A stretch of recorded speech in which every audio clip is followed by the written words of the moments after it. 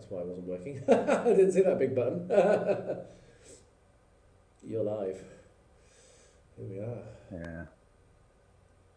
I don't think I'm live. Where does it say go live? Top right. I see end stream. That means you are live. We I think we're live. okay. Are we live? If anyone's watching, please say something in the chat and let us know that you can hear and see. I see. I actually got an announcement on my phone that you're live. Oh, awesome. Let me check my phone to see whether... No, I haven't. You see, YouTube likes me more than you.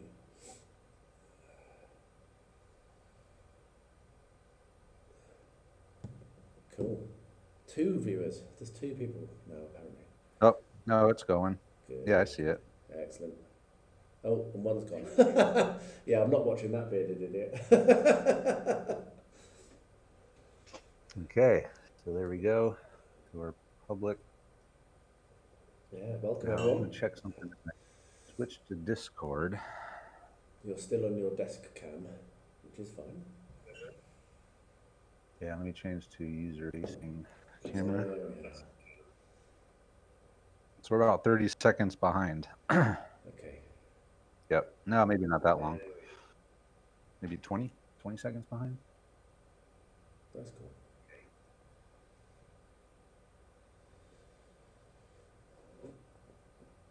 I wonder if I can hear myself. Test. So mine is complaining that it's not receiving enough video to maintain smooth streaming. So that's probably OBS being shit, to be honest. I'm complaining that it's not receiving enough video to maintain smooth streaming. So that's probably OBS being shit, to be honest. I hear you fine on there. Test. I can hear you fine, obviously. I can't hear myself on the stream over my phone, though. So is that my stream? So maybe I've made a mistake on my stream. Can you hear me? Is that my stream? So maybe I've made a mistake. I can hear you. Audio. I can hear you. Yeah. Audio. I'm just not hearing myself when I talk on my phone, which is blowing my mind here. I'm looking at 3 different screens. And I can. And they're all slightly off. I can see you going through OBS. I can see your signal when you talk. Okay. Well, hopefully people can hear me. I don't know. That's a bit strange. Anyone hear me? If you're viewing the live stream, can you hear? Yeah, that should be fine.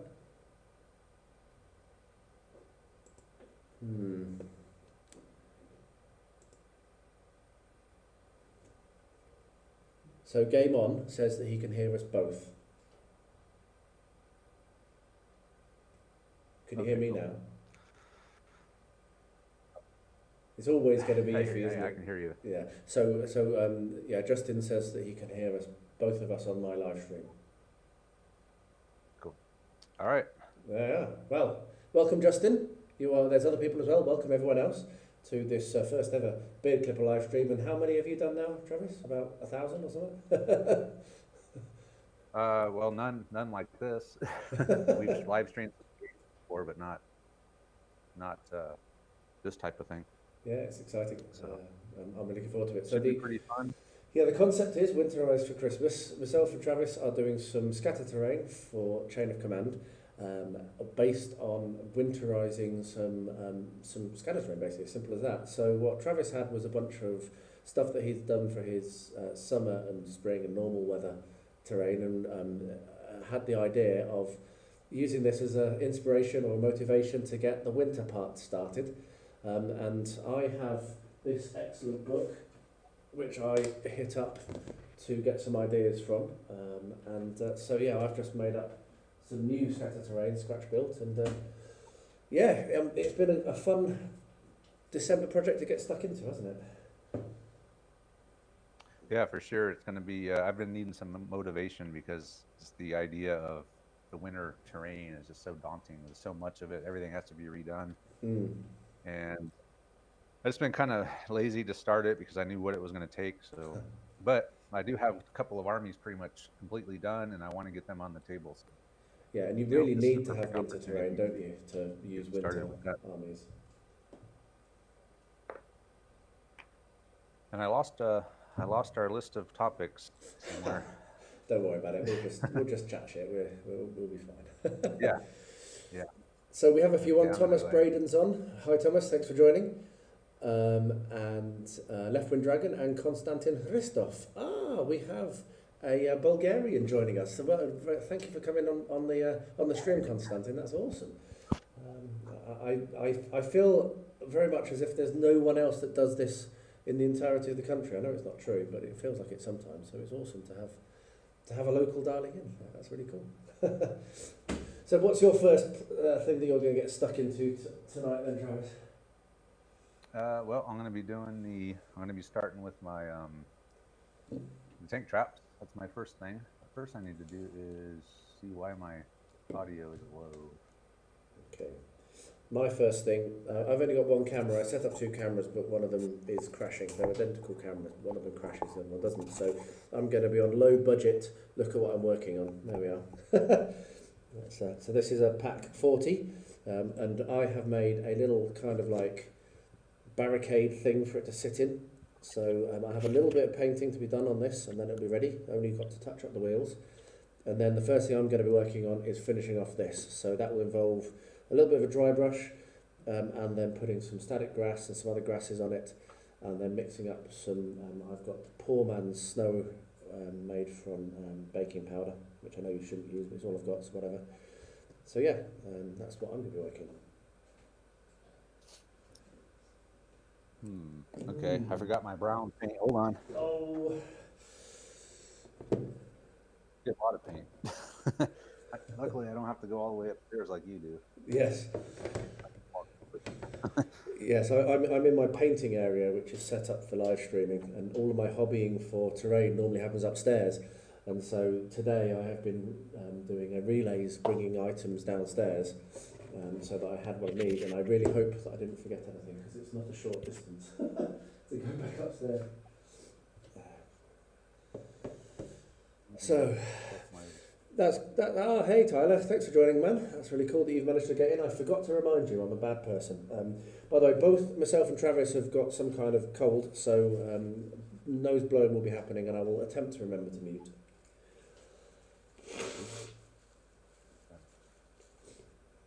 Okay, I'm just going to start by, I'm just going to do the ground first, I think. And then I'll start tank traps themselves. This is always messy. Cool.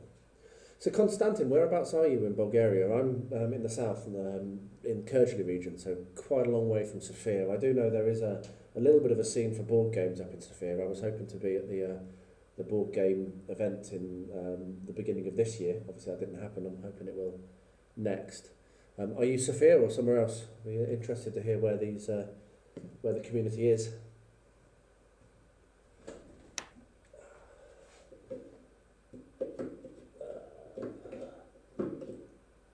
Dark rubber, that's what I want. That could be misheard, couldn't it? Dark rubber.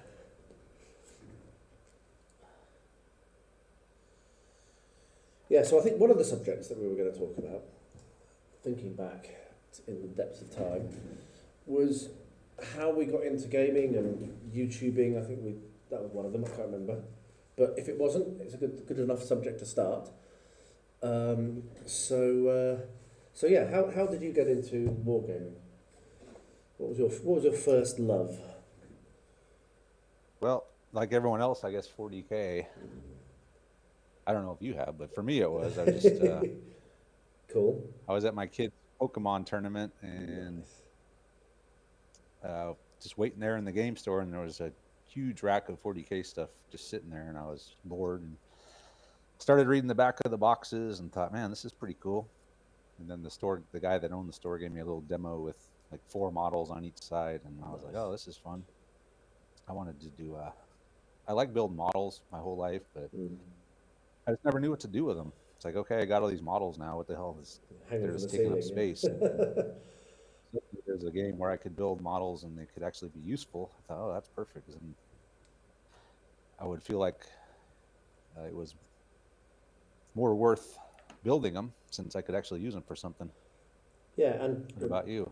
Yeah, I mean, well, I was a little bit odd, which is often the case. I have always, well, I had a model railway with my dad made for me when I was very, very young.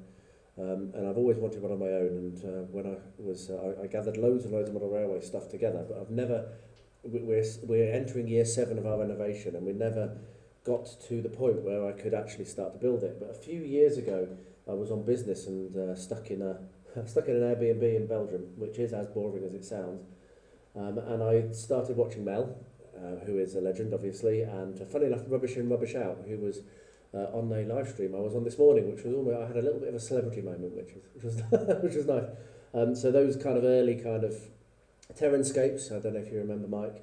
I think you do, don't you, Travis? But I don't know if anyone else does, but Terranscapes was another one. So I was watching those while I was in my Airbnb, and then I fell into the GBHL, which is Great British Hobbit League. And there were two guys, Jamie and James, and they were playing bat reps. And I've always loved Tolkien. I've always loved Lord of the Rings and Hobbit. And it's just kind of gelled, and so I spent God knows how much money before I even got home buying things on eBay and shipping them home. I came back to a stack of boxes as tall as me, and that's it. So it was very much SBG, Strategy Battle Game, and Middle-earth for many years. And it's only really since I've started doing the channel that I've started to really branch out properly.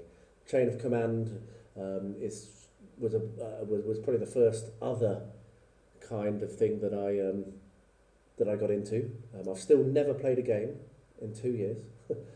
Really? Yeah, well, it's time. I mean, it's time now. I mean, our baby's 2 years old in February, and time to play is very, very hard to come by. So yeah, it was. I went terrain to gaming just by accident more than anything. You can try it on Tabletop Simulator if you wanted to just try the game itself. Yeah, I'm not a big fan of computer games, honestly, and so playing a board game or a board game on a computer game just doesn't really kind of interest me very much. I don't know. What is a computer? Well, it's a tabletop simulator, so it is just a table, with terrain on it and minis and. Yeah, I suppose so. I've played some. It doesn't move them for you. You got to pick everything up and move it, and you have to know the rules, and it's. Yeah, I've done some. I have done some stuff on TTS. I've done some things with Mythic Games. I played Hell, and that was okay, but it was still staring at a computer screen and with my business, with my job. That's what I do all day. So my gaming, I like to be physical. I think it's not the fact of. I think it's just I don't want to be on a computer. Staring at it. Oh yeah, that's it. Right, you're on there for a living, aren't you? This is it. Yeah, so it's like a busman's holiday. That It's like asking the mailman to go for a walk after his shift. Exactly. Yeah, it's lovely out. Why didn't I go out? Yeah. So I think that's probably it more than anything. It's just how just because I don't want to. I want to get away from computers when I'm relaxing. But we're hoping. I mean, we had a beautiful moment for a couple of weeks when Rosie was sleeping in the afternoon, and we could get some games in on a Sunday. So for a couple of weeks we got games in. But since then, sound from me. I'm getting sound. Can you hear me? I can hear you, but it's clicking a lot. Hold on a second. Well, I'm banging on the mic, so I'm getting the sound. Why is there no sound on the? Have you not sent it on OBS? Sound to your stream? Yes. Because they can hear you on mine. Okay, so I'm just going to say how much I love dry brushing for terrain. I don't do it very much for miniatures, but I remember the first time I ever dry brushed, and good God, it was an absolute miracle. Right, let's go back to the comments. I'll read some comments on my stream while you're having a look at that. So you're in up in Vidin. Did I say you're? Okay. Varna. Oh, Varna. Oh, right. Okay, cool. Yeah, that's right in the northeast, isn't it? Yeah. I've never actually been up there. A good friend of mine lives there part of the year, or most of the year, and says it's lovely. Bulgarian guy, but yeah. Silistra, northern border of Romania. Okay, cool. I think I might have figured out why there was no voice on my good OBS here. We're talking through Discord. Yes. So I added the audio input capture. Default desktop is what I've done. Desktop? Default desktop is the input I've chosen, I think. Twister is my favourite game for a reason. Yes, I bet it is. Whisper? Oh my god. Physical gaming, yes. I don't know. Are you into sports? Nudge, nudge, wink, wink.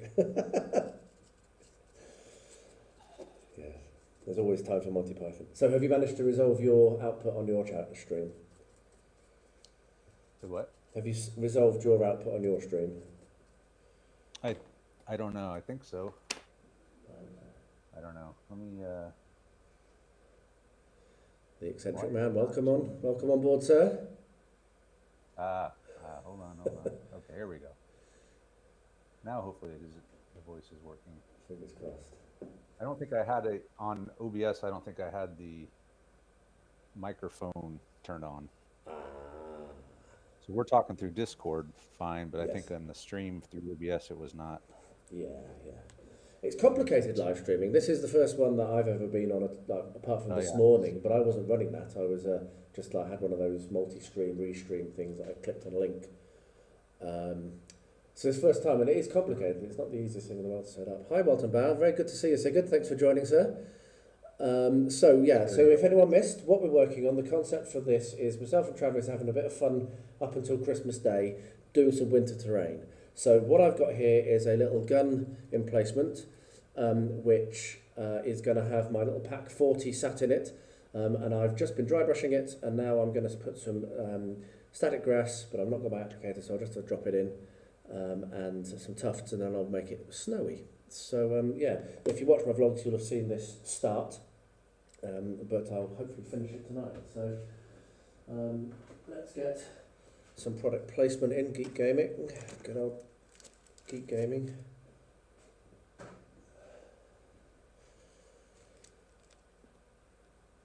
Right, I didn't bring my tweezers. Oh no, this could go wrong.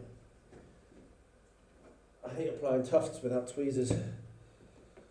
They stick to my fingers. I actually am in my workshop, so I could get some like needle-nose pliers. Just 1 second. Yeah. I'm just applying base coat to this. Industrial strength hobbying. Can anyone hear me now? I think I might have resolved the streaming sound issue, hopefully. Greg, if you can hear me. Apologies if all you could hear was me talking shit. Actually, Greg could just join in right in the Discord. Yeah, join in and bring your winter terrain and get stuck in. So let's get some... Greg's always on something. He's always got a project going. Yeah. It's the best way. So if the stream's current bitrate is lower than the recommended bitrate. Oh, mine complains about that as well. It says good connection, and then right next to that it says bitrate's too slow. Oh well. So yeah. So this is the proper tool to use when you're putting a... Might not work. Okay, so all right. I think I got their sound. Yeah, like you said, there's just so much stuff. There's the OBS sound, there's the Discord sound, there's various inputs and everything. So I think I've got it all sorted out. Fantastic. We'll find out. But, yeah. If anyone can't hear Travis, shout. Hear me? Okay, hopefully that'll resolve it. So yes, yeah, Tyler, banging coconuts together. Yes.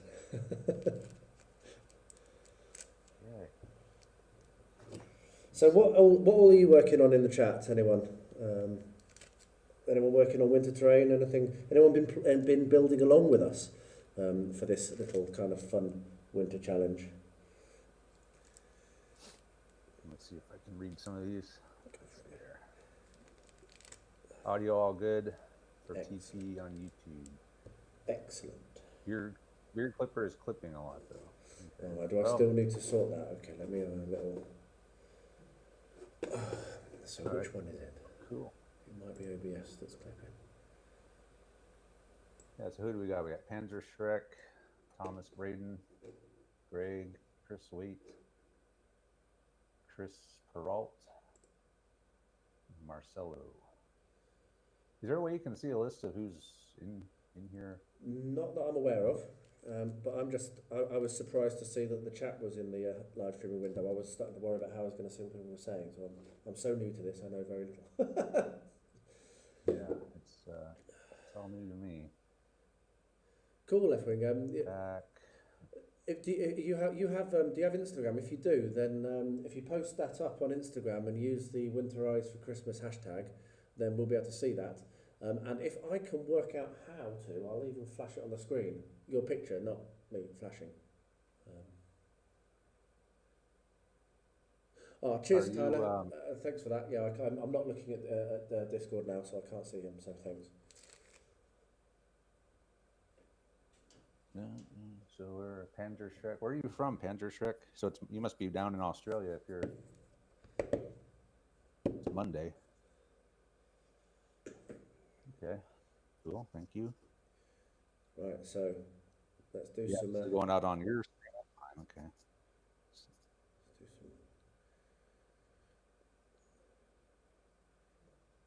So we're actually working in different scales, aren't we? You're over 28 mil with yours.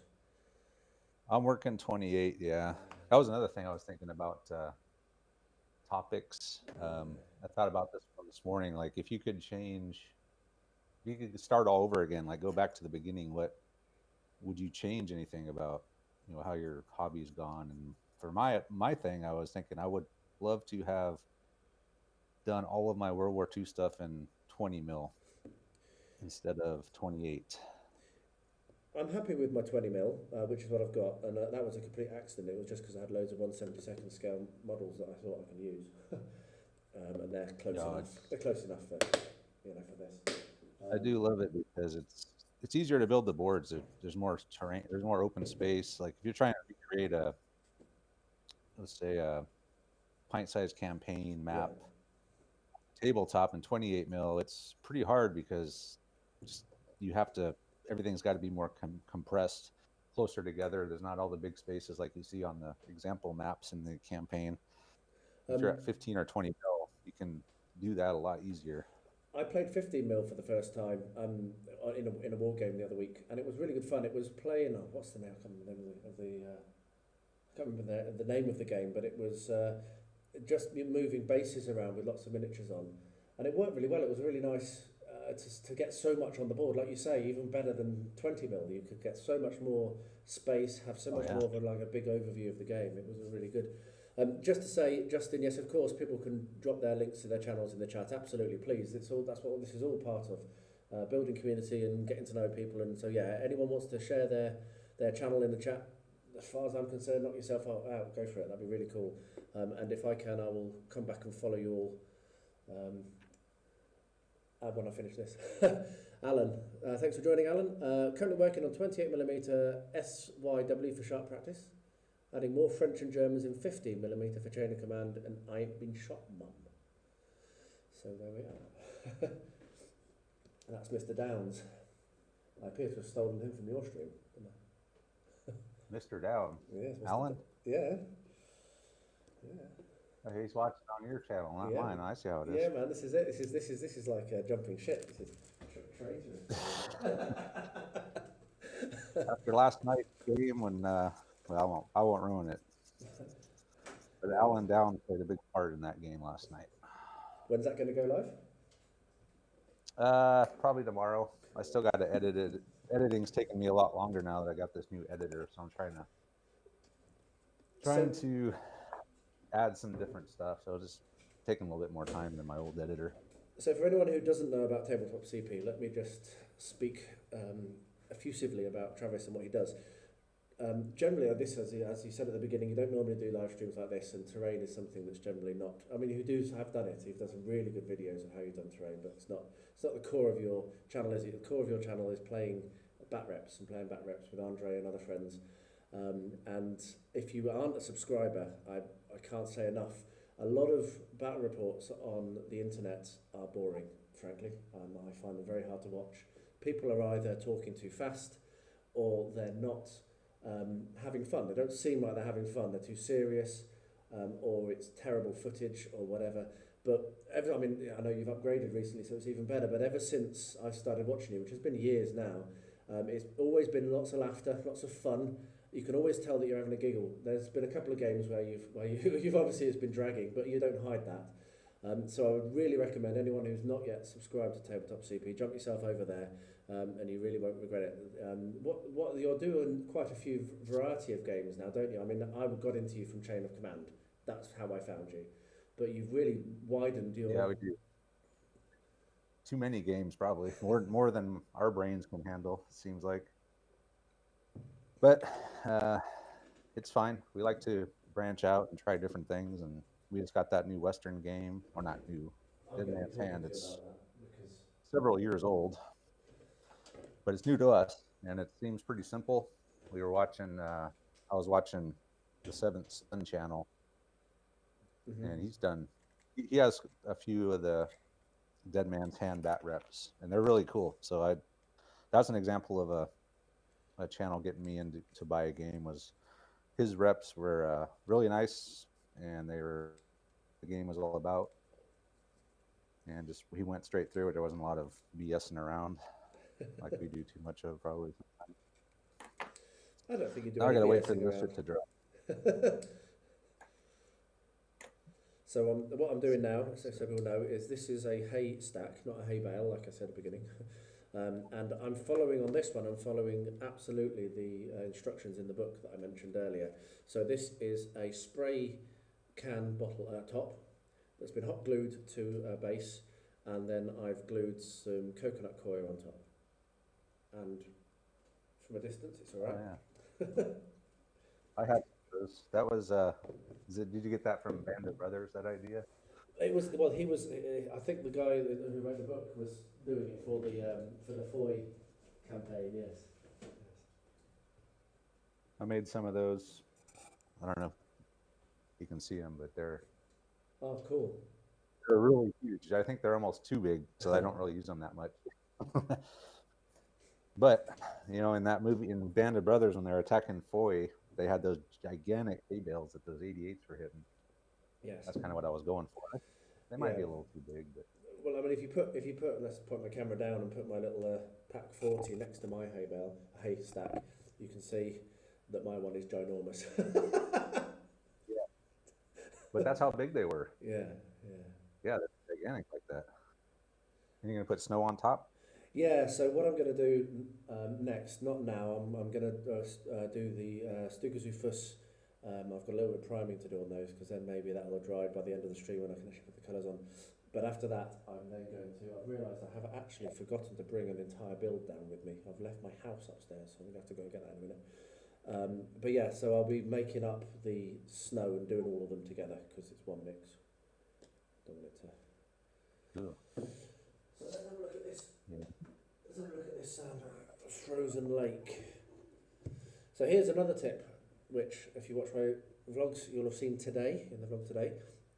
Anti-warping. If you're working with a really warpy material like this soft, very thin XPS, how I work it is I clamp it to a very thick piece of particle board, make the base bigger than I need it, do all the work, all the drying, wait for it to completely go off, and then I'll come along and cut around the edge, and it won't warp. So there we are. That's what that is. Seems like all the wood that I use warps. I hate cardboard. But if you get something like this and clamp it, then it won't warp. That's the thing. Just clamp it. Yeah, I just found a bunch of those clamps actually when I was looking for some stuff last night.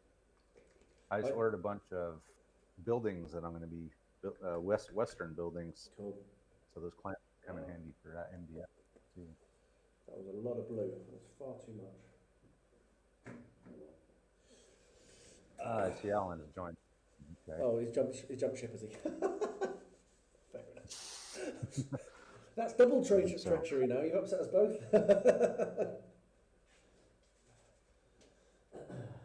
Yeah, I've even done this technique with cardboard, and it hasn't warped. So just having something a little bit more rigid that you can have it clamped to while you're working, and don't hurry to cut it off. Give it a good long time to clear. And what you'll find is that it does stop it warping. So. Right. So what I'm doing now is I didn't think that would work for cardboard, but that's pretty cool. Yeah. Well, I mean, It's good to know. If it doesn't stretch, then it doesn't. You know, it's got nowhere. If it's prevented from stretching, it will stay. I've actually started to really like using cardboard because it's I like that foam core stuff too. Do you have that foam core board? I have to order it, so I have to wait for that to be delivered. So no, I'm quite limited in what materials I can get hold of here. It's really hard to remember to look at the chat, isn't it? Right, so let's see if I screw this up by painting glue all over it. Probably. Nothing. It didn't account for drying time. Did this? You paint dry, literally. Yeah, literally, yes. Come and join us on the live stream. Watch paint dry. Yeah. There we are. I just want to blocks dried off enough so I can at least start dry brushing them, but I'll wait. Okay. Have you got a hairdryer?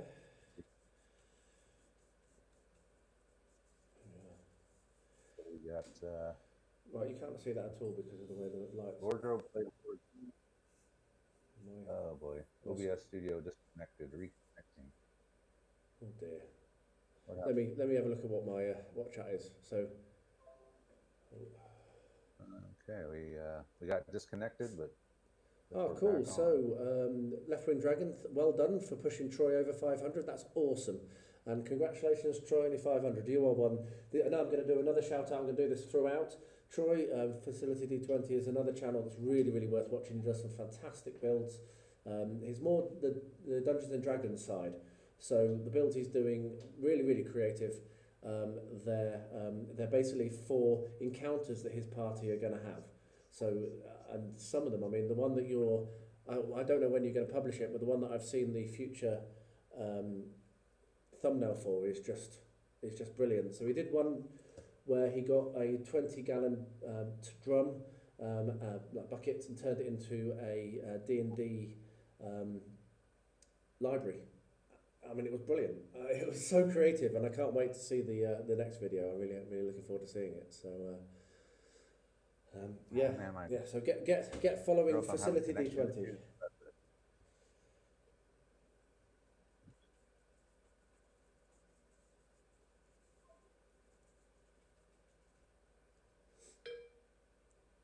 Everything good there, Troy? I think we're.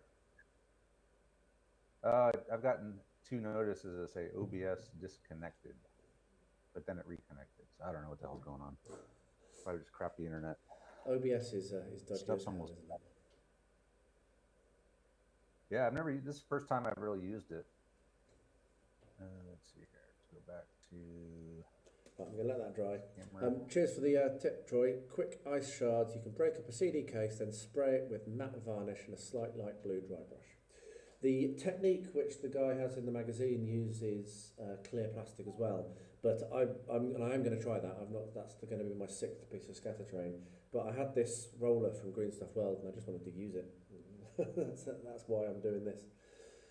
So let's clear my decks and do some reads.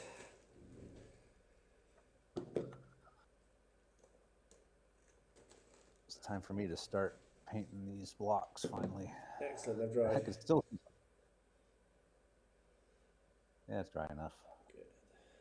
It's all going to get snow on it anyway. So there's a little bit of brown through. So what? So what I'm doing is something which I saw someone on Instagram do, which is untwisting these little kind of like string to turn into long grass reeds. So we'll see how well it works. I've not done this before. It's like, are we still connected here? Hello? I am. Can you hear me? I can hear you. It looks like my screen though nothing's moving on the. Oh yeah, you've frozen. You might need to turn your camera on and off. Oh. Or change source, and that should kick it. That's what I normally do when that happens. Right. To the other camera. There you are. I can see you.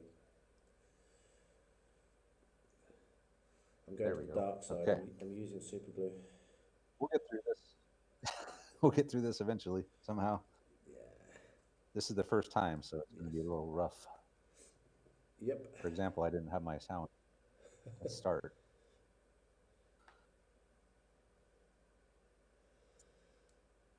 do some light dry brushing. Actually, this isn't even dry brushing. This is regular brushing. Throwing colour on the thing, and I'm untwisting bits of string. The things we do. Have you ever considered how weird it is, our hobby? I mean, it's awesome. Don't get me wrong. I'm not saying it's not awesome, but also how weird it is. I mean, I go around collecting all sorts of shite, and stashing it in boxes in the hope that I'll use it. Yep. Oh yeah. Yeah. Everything I look at is pretty much everything I see. I'm thinking, how could I use this? Yes. And I wind up holding on to a bunch of crap, and years later I throw it away. Do you find that just after you throw it away, you want it? Yep, you need it again. Exactly. That's how hoarding happens. It's like, oh, I might need this one day, so you just hold on to everything. This is the benefit. Eventually, yes. Buried. Oh yeah, literally. This is the benefit and the curse of my house, my building. I've got so much space that I really can hoard and hoard and hoard. And Angela, fortunately, is very long-suffering and puts up with it. Where the hell was I? Oh, yeah. Still got 11 people watching me untwist bits of... I'm impressed with...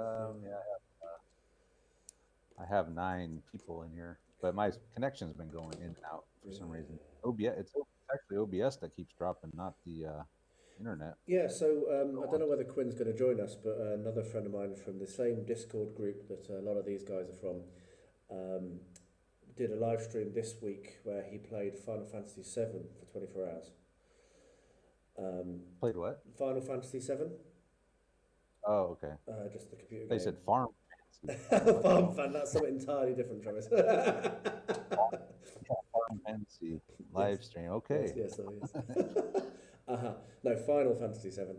And he was having loads of trouble, and he found that it even didn't record it properly. So he was trying to record from OBS, and the OBS recorded the dropped... it recorded the output that it was sending to YouTube rather than the input. It was really, really odd. Yeah, my OBS just disconnected and reconnected again, like the 3rd time. That's not good. Yeah, I'll have to.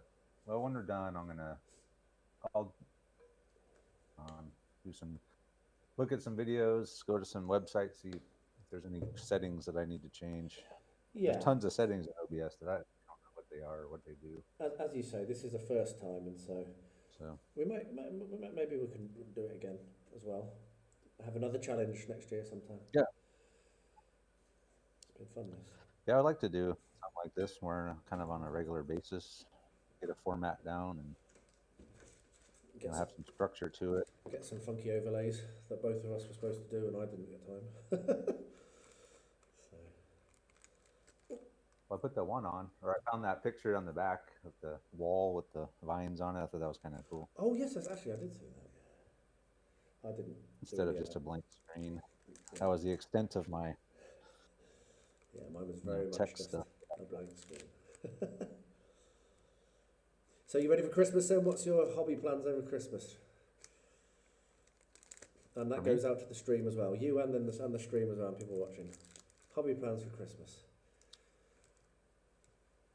Hopefully I'll have my Sarissa Western Village or Western Town in by then. And I'll start working on that. And I got the Dead Man Hand 14 minis of that from that. So I got to paint 14 Western guys and do the town. So that's for me. That's what I'll be doing for the next month or so. It's a nice chunky amount of work there. That'll look good when that's done. That'll keep me busy. Yes. And learn the rules. And I got to learn the rules. Yes. Right, so what am I doing now? What I'm doing now is washing that brush. So I've finished painting with blue, and that's what's left on my part. Bloody hate that. Cool. Never mind. Right. Yeah, so for myself, hobby-wise, I'm actually going to try and... I've already edited and uploaded and ready to pull the button on all the videos I need for over Christmas. I'd really like to try and have some time for the family. So I do have a lot going on. Obviously, I'll be finishing this. The final video in this series will be going out on Christmas Day, hopefully. That's the plan, isn't it? That would be all the completed project. Yeah, so this is what we did, basically. Video, each of us will do that. So I'll have to get that done, but I'm hoping to have some time to play some games. That's the ultimate plan. So I finally finished painting my oak and iron core box. So fingers crossed I can get that to the table and get a game of that. I have actually brought my Ships of the Line down with me in case I run out of things to do, and they'll be the next things I'll be picking up. So I'm hoping to get a game of oak and iron, and I'm also hurrying to paint up a load of stuff for Blood and Plunder, both Firelock games. So that's my plan. Get some games in. That would be really nice. It's been a long time since I've actually played anything. How is the rigging? How is it doing all that rigging on those little ships? Oh, I didn't do any rigging, mate. I'm not that insane. I struggled enough to get the colour of the sails right. I painted them about 4 times. I really struggled. That's kind of why. That's why I think I would love to try one of those sailing games, but I don't know if I could handle doing the rigging on those that small. And would you feel that you had to do the rigging then? Is that? Yeah. See, that's why I won't start, because I know I won't. Well, it would drive me insane. What would happen? Yeah, I must admit I'm able to say I'm going to enjoy it without, and I've got them good enough, and I'm happy enough with them. And the pictures I posted to the Facebook group were then reshared by Firelock to Instagram, which was quite nice. So they obviously liked them enough to share them. Not sure what it says. But first time someone's taken a picture of something of mine and stuck it out on their official group. Cool. So did you get into the Blood and Plunder Kickstarter then, Travis, or did you manage to avoid that particular money pit? No, I don't have any pirate games. No, yeah, I haven't. People have been mentioning it, and it seems people seem to love the game, Blood and Plunder. So maybe one day, but yeah, I got to get through this Western stuff, and I think after that I'm gonna do another World War II army, because I haven't done one of those in quite a while. Shoot. What's that? What's your next army going to be then? Indians, somewhere, for the Far East. Oh, cool. Indian army, something different. That'd be good. I've just been painting up American Indians, or Native Americans, or whatever you're supposed to call them now, and having a lot of fun with them. There's a lot of skin, so it's really up in my skin game, which is something I've always struggled with. So that's been a good challenge from the Blood and Plunder. What are you using for the skin tone? So for that, I'm actually using the dark brown sand from Vallejo. That's the one that I'm using as my base, and then highlighting up from that, and then just going for a standard Reichland flesh shade as a shade, and then a bit of a earth shade in the recesses. And it's working out okay. It looks fine. I mean, I only paint for tabletop standard. I kind of have to accept my limitations. Yep. So I try not to important. worry too much. And people tell me they're good, and that means a lot to me, because that someone telling me that something's good is nice to hear. I don't try to pretend to be good. It was very odd the first time I did a painting video on YouTube, because I was like, who am I? Why would people want to see what I'm doing? It's rubbish. But yeah. Right. Yeah, that's kind of how I feel when I do them. So yeah, I'm not breaking any new ground here. I'm just kind of doing what everyone else has already done. Right, I'm going to jump back to the chat very quickly. So airbrush, don't talk about airbrushes, dear God. So Constantine's still in the room, good. Your dad was surprised when you asked him to go to the woodworker's workshop to gather sawdust. Yes, sawdust is a fantastic commodity. I shop bought flock the first time when I first started, when I was in Belgium, when I first got into terrain making. Came back, I saw a video either from Rubbish In, Rubbish Out, or Mel, or whoever it was, about how to make flock from sawdust, and I still have the original little pot of shop bought sawdust, shop bought flock, because I've got exactly the same colours as I want. I don't, you know, it's not someone else decided what tone the grass is. I've got the grass colour I want. So yeah, it's really cool.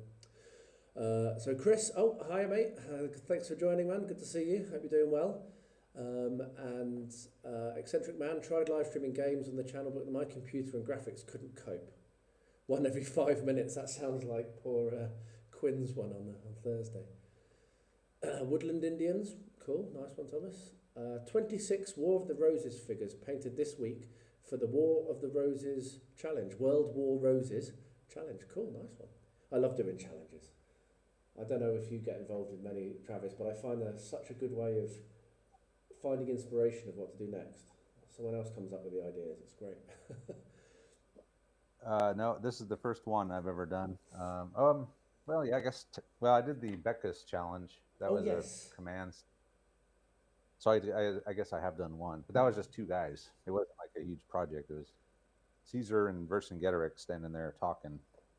Yeah, was that a jump-off point for your what's the name of the game? The Fat Lardies game, isn't it? The what? It's the two Fat Lardies game. Which I can't remember the name of it. It's gone from me. Oh, Infamy. That's it, Infamy. How could I forget that? Yeah, the Ancients game. Yeah. Yeah, it looks good. I was very tempted, but then I didn't because I've got so much going on. So yeah, so Troy. So yes, I'm doing that as well, waiting for things to be delivered, as I always am. So that is a post-apocalyptic car in 1:24 or 1:25 scale. So a much larger scale than what I ever normally do. And you 20. That is a big. Yeah, 75 millimeter, basically scale. So yes, I've got some stuff's arrived, but so we've got Kujo and we've got Hate On. Nice to see you guys. It looks like basically the Tabletop Dungeoneers are showing what an awesome Discord group they are and all jumping on my live stream. So thanks for joining, guys. Don't make hate a mod. I don't know. I think there's a little bit of beef because of, I didn't really get this, but I think there might be a little bit of beef because of 40k. Maybe you can correct me in the chat. I'm not sure, you two, but I do hope that you make up like Ross and Rachel did. It would make me very happy.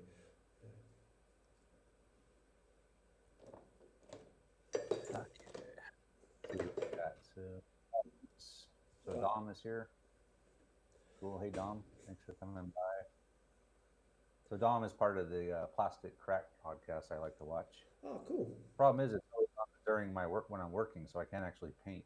But I usually just have it on. Just like listening to them, just kind of chat about gaming and stuff. I've seen it, but I've not yet got to it. Since I heard about it, which was quite recently. My work has just been crazy, so I've not had any time. But I would like to get involved with that and watch it. It's on Mondays. For me, it's like, I don't know, 11 or 12 in the afternoon. It comes on Monday for me. But for you, it'd probably be about this time. Well, maybe I should try and look out for it. I've heard about it, but I've not actually got hold of it, got onto it yet. So. Yeah, it's really good. I like it. And then just hang out. And I just wish I could actually do some painting during it. But it's no different than just listening to a podcast or anything. Yeah. I'm just going to run and go and get my house that I left upstairs. So I'll be 1 second. Yeah. So we got here. Panzer Shrek says, my big challenge is going to be starting painting my Imperial Romans for infamy in over 25 years since I painted 28 mil. Which one are you? Sorry, Imperial. Okay, Imperial Romans. Yeah, that could be a challenge. I guess it depends on the level of detail. If you're going for just a tabletop standard, it probably wouldn't be too bad. If you're gonna go all out on them and high detail, then it's gonna take a while.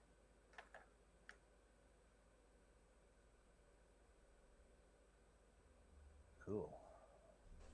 Like Perry from the Perry Brothers? One of the brothers? That's cool. I just saw that movie too. And I'm back. The miniature wargaming. Have you seen that, Andrew? What's that? Sorry, I'm back now. Yeah.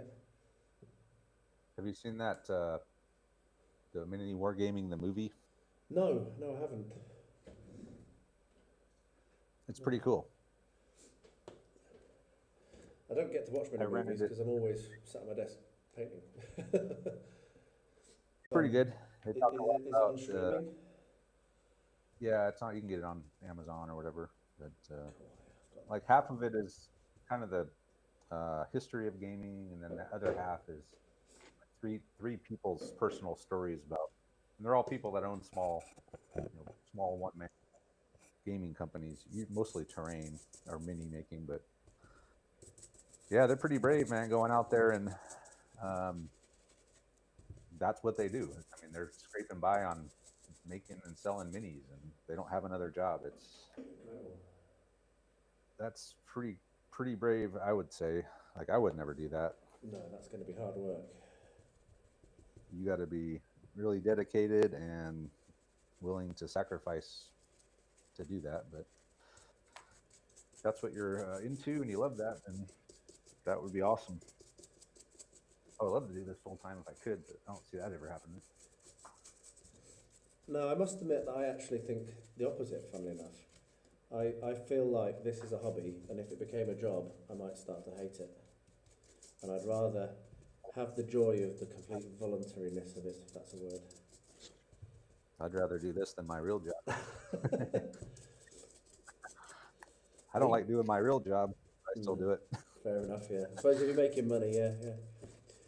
Then it's a different thing, isn't it, if you're feeding your family? It's time for some Agrax. Magic in a bottle. The magic solution. I did save one of these to do the for an actual video on. Yeah. It was part of the series. We don't knock this Agrax over. Yeah, don't do that live on stream. Burn the internet to the ground. I wonder if a bottle of Agrax has ever been spilled on a live stream before. Sure it has. So I realised that I hadn't forgotten one piece of terrain, I'd forgotten two. I have this infantry bunker as well that I put together. So, yeah. Yeah, I have one of those big coastal defense batteries that were on the beaches. Oh, yes. I thought about making that part of this winter. I might still do that. I would have these dragon's teeth. I would have like that giant bunker I could winterize. That's a good idea. I don't know what else. I mean, I'm not gonna. I don't know. I mean, ultimately, it's a bit of fun. So.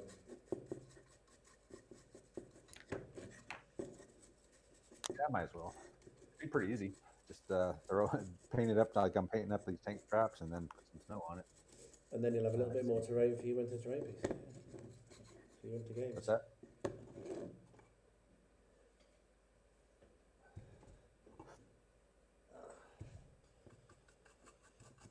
Yeah, so it's let's see that here. Kind of. I was going to tell Andrew when. Oh yeah, 8 p.m. UK time. Mondays is when they do the Plastic Crack podcast. 8 p.m. Which one? Which time? 8 p.m. UK time. Oh, so that'll be 10 p.m. my time. That's possibly a bit late. I could maybe make it. Having a 2-year-old child near enough, being in bed by 10 is generally my aim. Yeah. She sleeps well. I mean, you can always watch it after. Well, this is it, yeah. I will do my best to get a watch on that, if I can, this week. Yeah, that's really cool. Slowly slowing down towards Christmas and having a little bit more time to do things that I want to do during the day rather than having to work, which is good.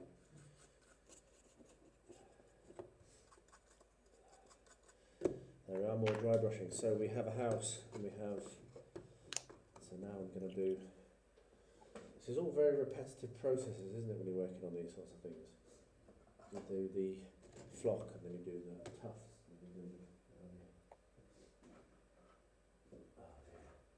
All right, what the hell? Close that.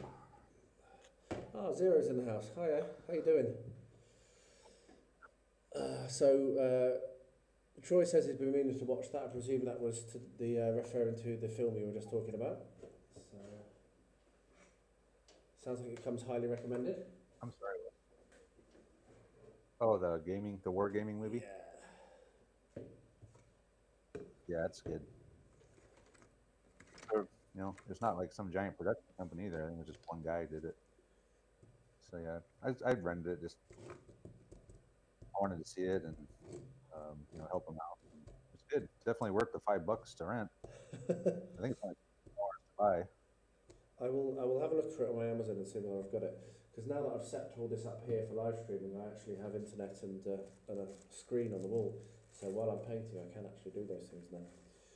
Right.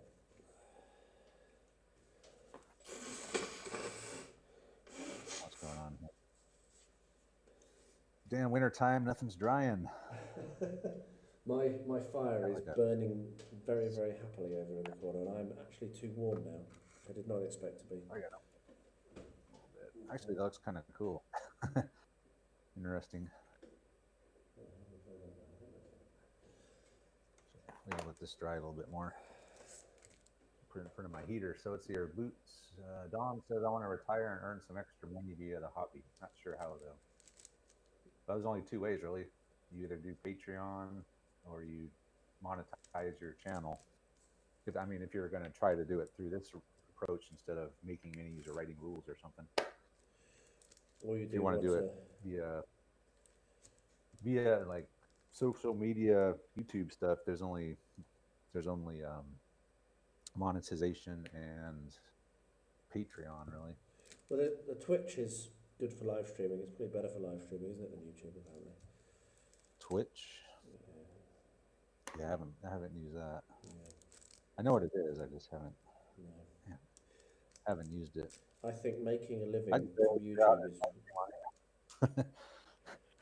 I'm just surprised that I was able to actually figure out how to go from Discord into OBS into YouTube. It's barely for both of us, that wasn't it? Yeah.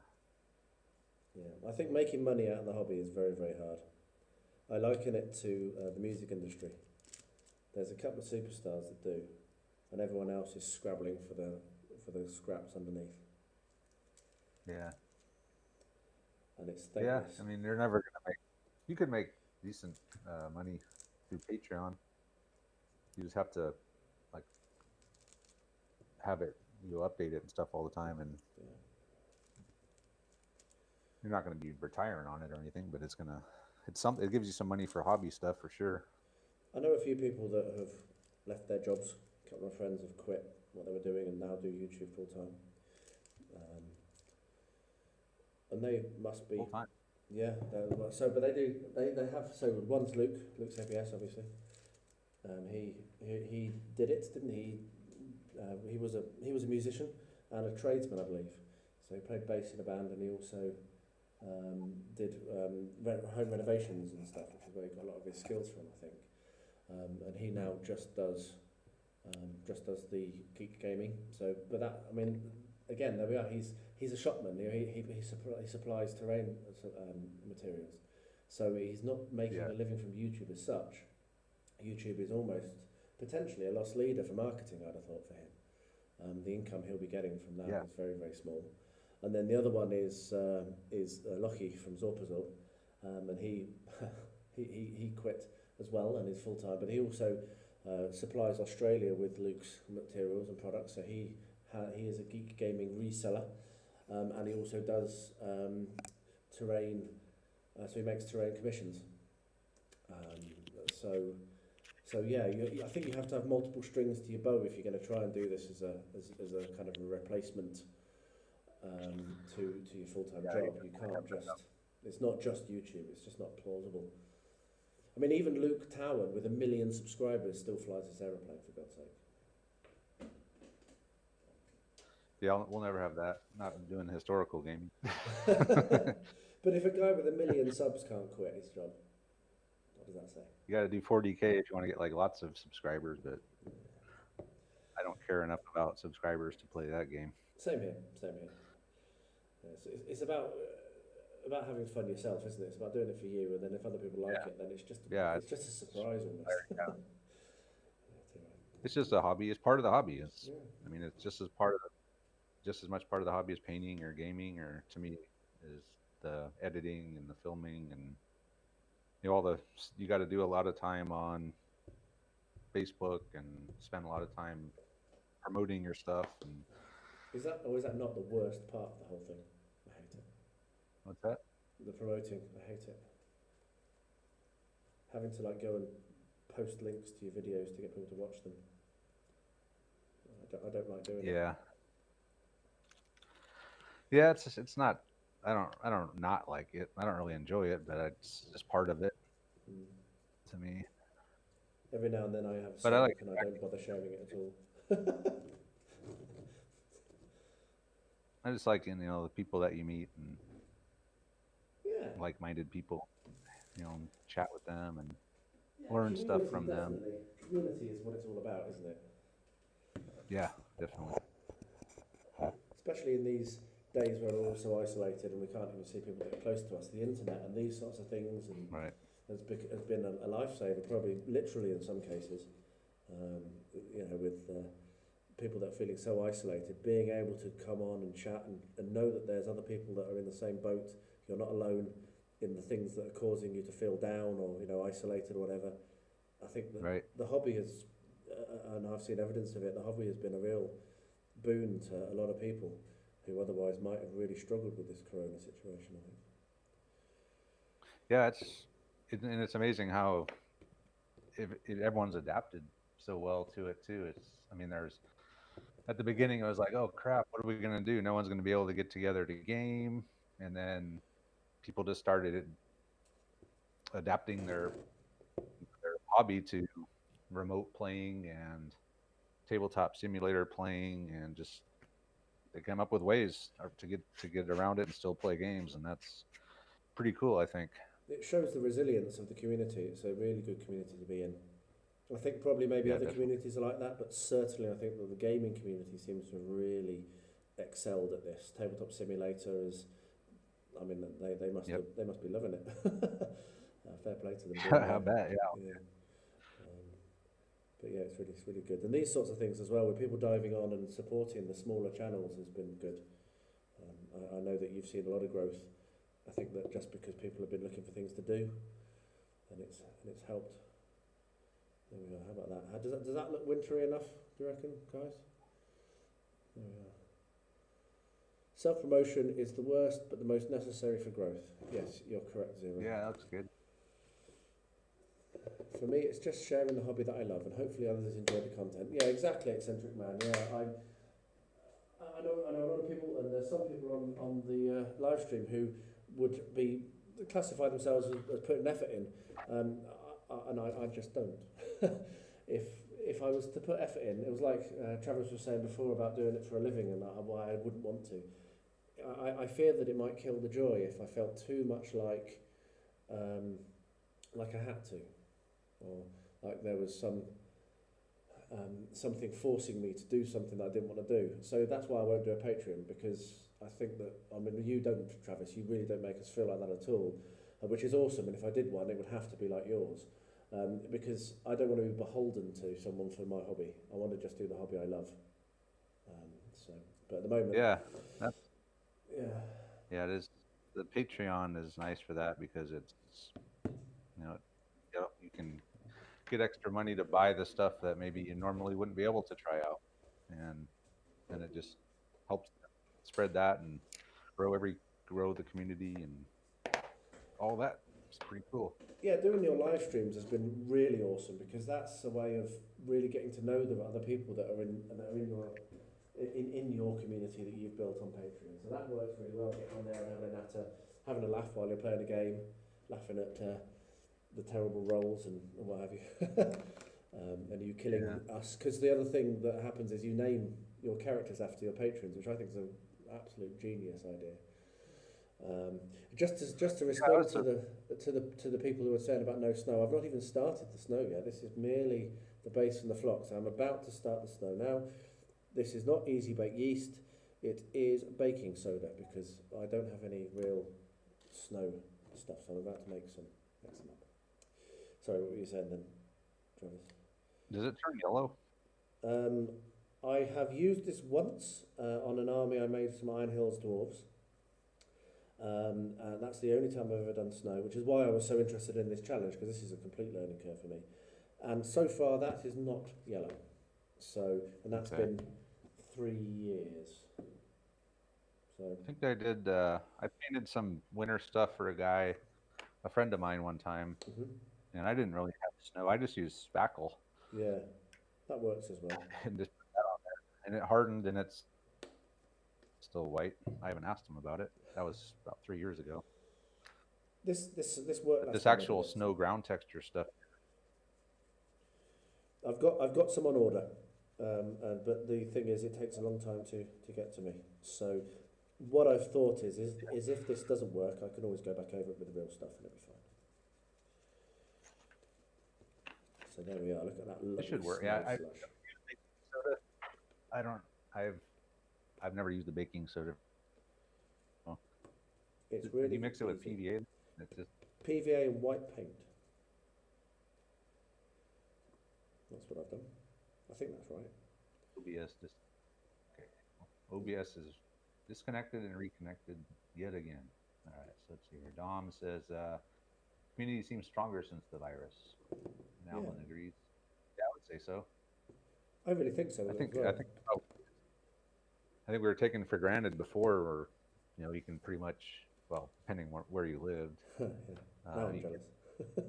get a game anytime you wanted. Now it's, well, we're still playing the normal game, but like we can't go down to the store anymore. We're right when this whole thing started. I remember I was going to run an Erewhon tournament. We had a bolt action thing coming up, and all of a sudden that was just not an option anymore. And the store's still there, and Joe is he keeps the store going, but it's probably hard for him because I think a lot of his business came from having the events and people all in mass showing up buying stuff, and that's not happening now. He does do 40K. He sells 40K stuff, so that must be where since that stuff's so expensive. Yeah, you get about 30-40% discount in the shop, don't you, from the Games Workshop for that? So there's quite a lot of profit in it, I think.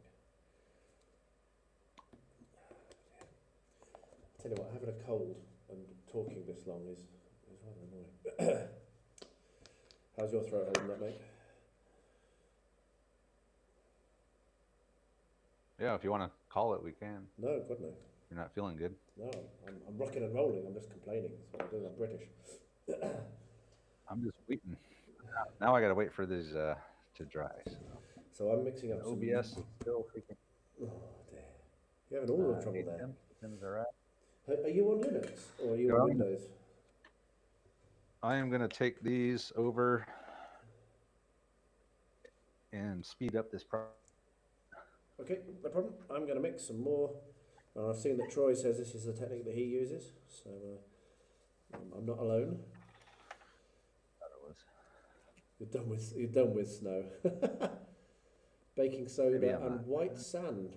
That's cool. I don't have any white sand. Where do you get that from? Is that something that you buy from like a lizard or a pet shop or something? White sand. I'll be right back. Okay, so no problem.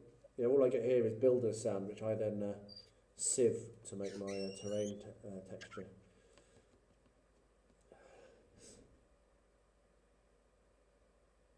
Troy's got snow for all of us. Yeah, you should send some over, Troy. Yeah, totally. Yeah, it might not survive. I don't think it will yellow. I think it will probably just melt.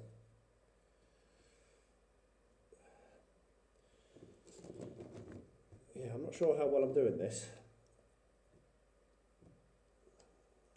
The problem with building it on a live stream like this, we're in a rush, is normally I would not be applying this now. I'll be waiting for everything to dry. So I'm actually shifting some of the static grass and what have you underneath, which is a bit annoying, but I think I'm getting away with it. What I need to do is try to make it look like it's actually would look, rather than it gravity defying. Need some prototype pictures, Troy.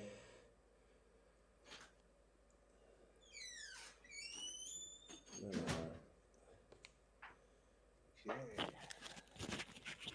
Sorted? Okay. Sorted? And it's got Agrax to dry now. Cool. I'm just slapping white stuff all over this. I'm hoping that it doesn't look too shit.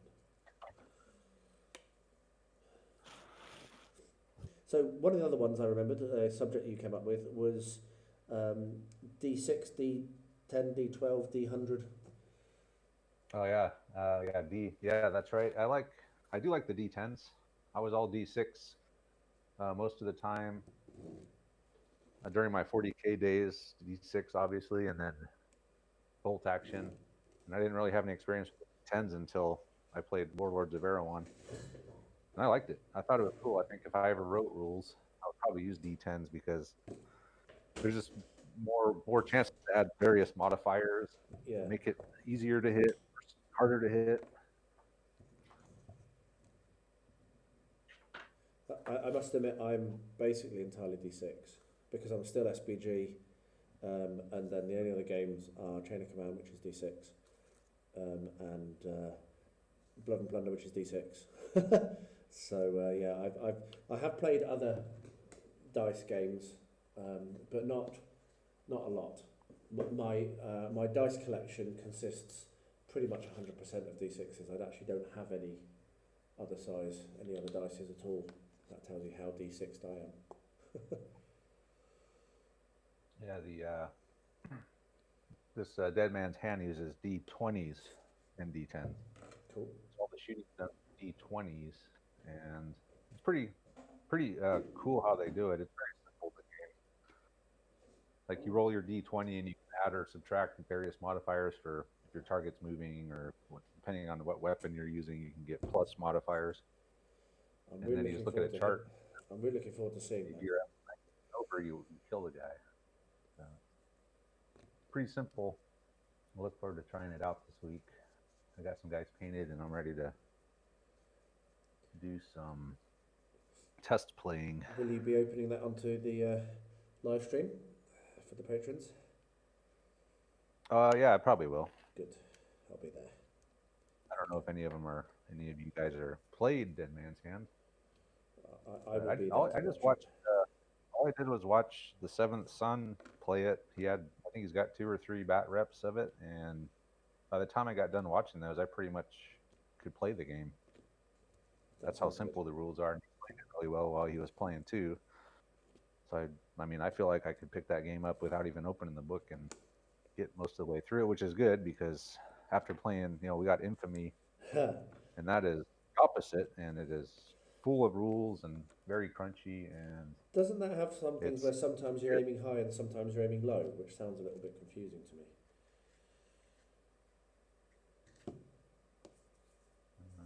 Here, Tim says all you guys are good. Got me in the sharp practice with AWI. Yeah, we got to do another AWI sharp practice game. I kind of feel like now that we got the Napoleonics, that our American War of Independence guys are kind of being neglected a little bit. So I think we just did about the Napoleonics. So I think the next sharp practice game, I'll try to remember to break out the AWI stuff again.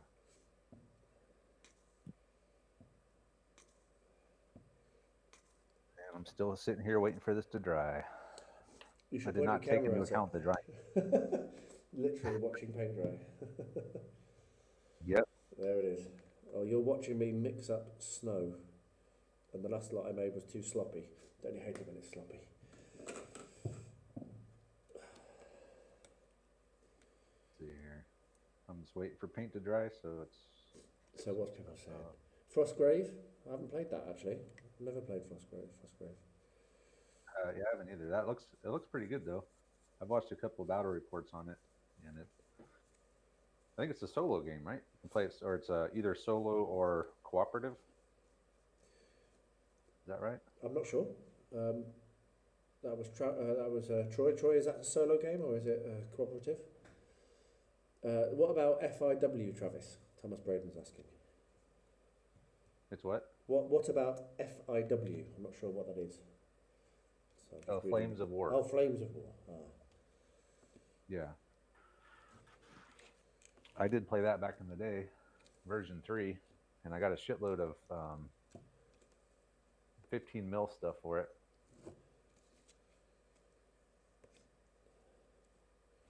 which I plan to use for other games. Like they got that. Lardies are coming out with a new O Group game, which is like company up size game for 15 mil. Cool.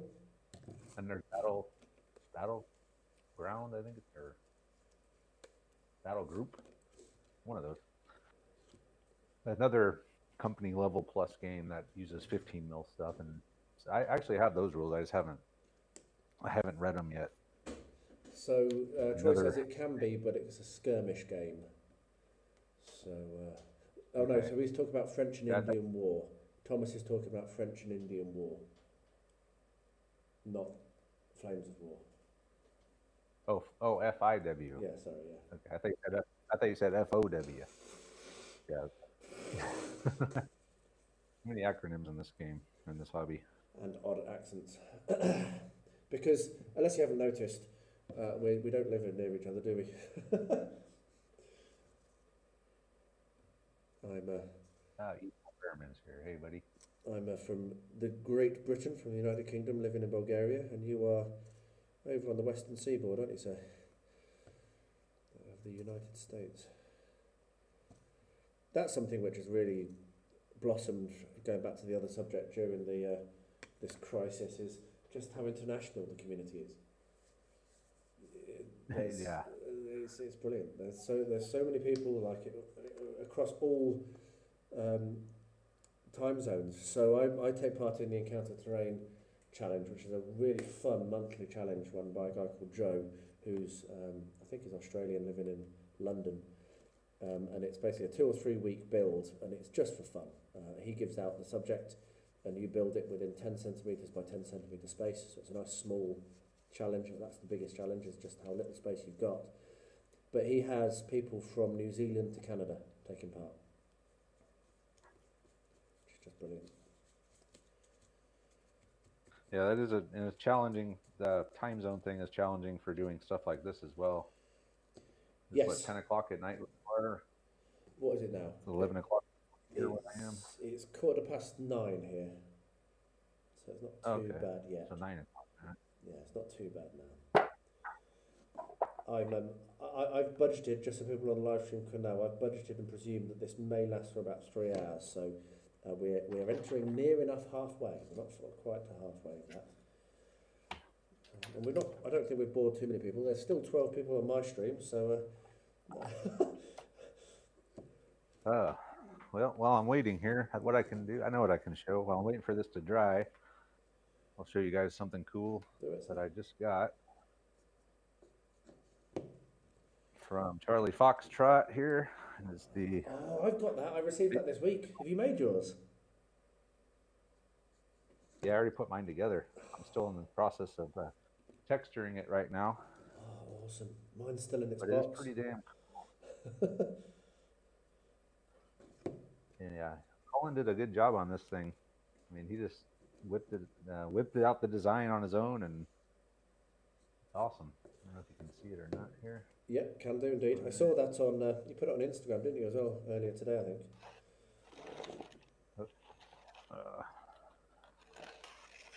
Where am I going here? It's hard to find. So, yeah, that's it there. And it's the top, it's turns. And this thing is to keep it in place. So yeah, it's really cool. I just need to add the sand to the outside. I guess I could do that right now. Yeah, why not? I mean, we don't have to just do stuff for the... While I'm waiting for the other stuff to dry.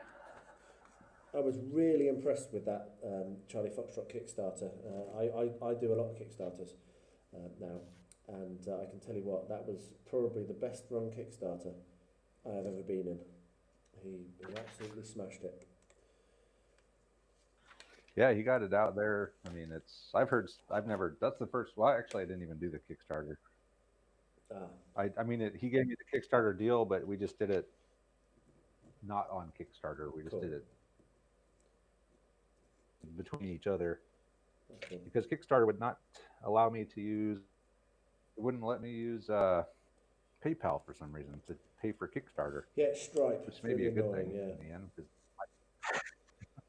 I might start doing too many. But the idea that you have to wait sometimes a year, you might have to wait a while to get a Kickstarter only a project. Year? That would be all right. Like I said, I've never done one. I've just heard horror stories about, oh yeah, I'm still waiting on my Kickstarter. The longest Didn't you do that one, like 2 years? Yeah, so the longest one I've got is a thing called Airflix, which I actually am really, really, really excited about, and I'm gutted that it's taken so long. It's basically a World War II air war game where you flick your miniatures, literally flick them, and then you have to power your flick and put curve on so it's on a polished disc, so that you end up with an enemy in the firing line. It's a dexterity game, really simple. You just throw the mat on the table, pick up a couple of 2 or 3 planes each, and then we've got someone joining in, and then you go for it. But that one, I mean, it's a simple game. That one is now 2 years delayed, near enough. 2 years. It's just 2 years.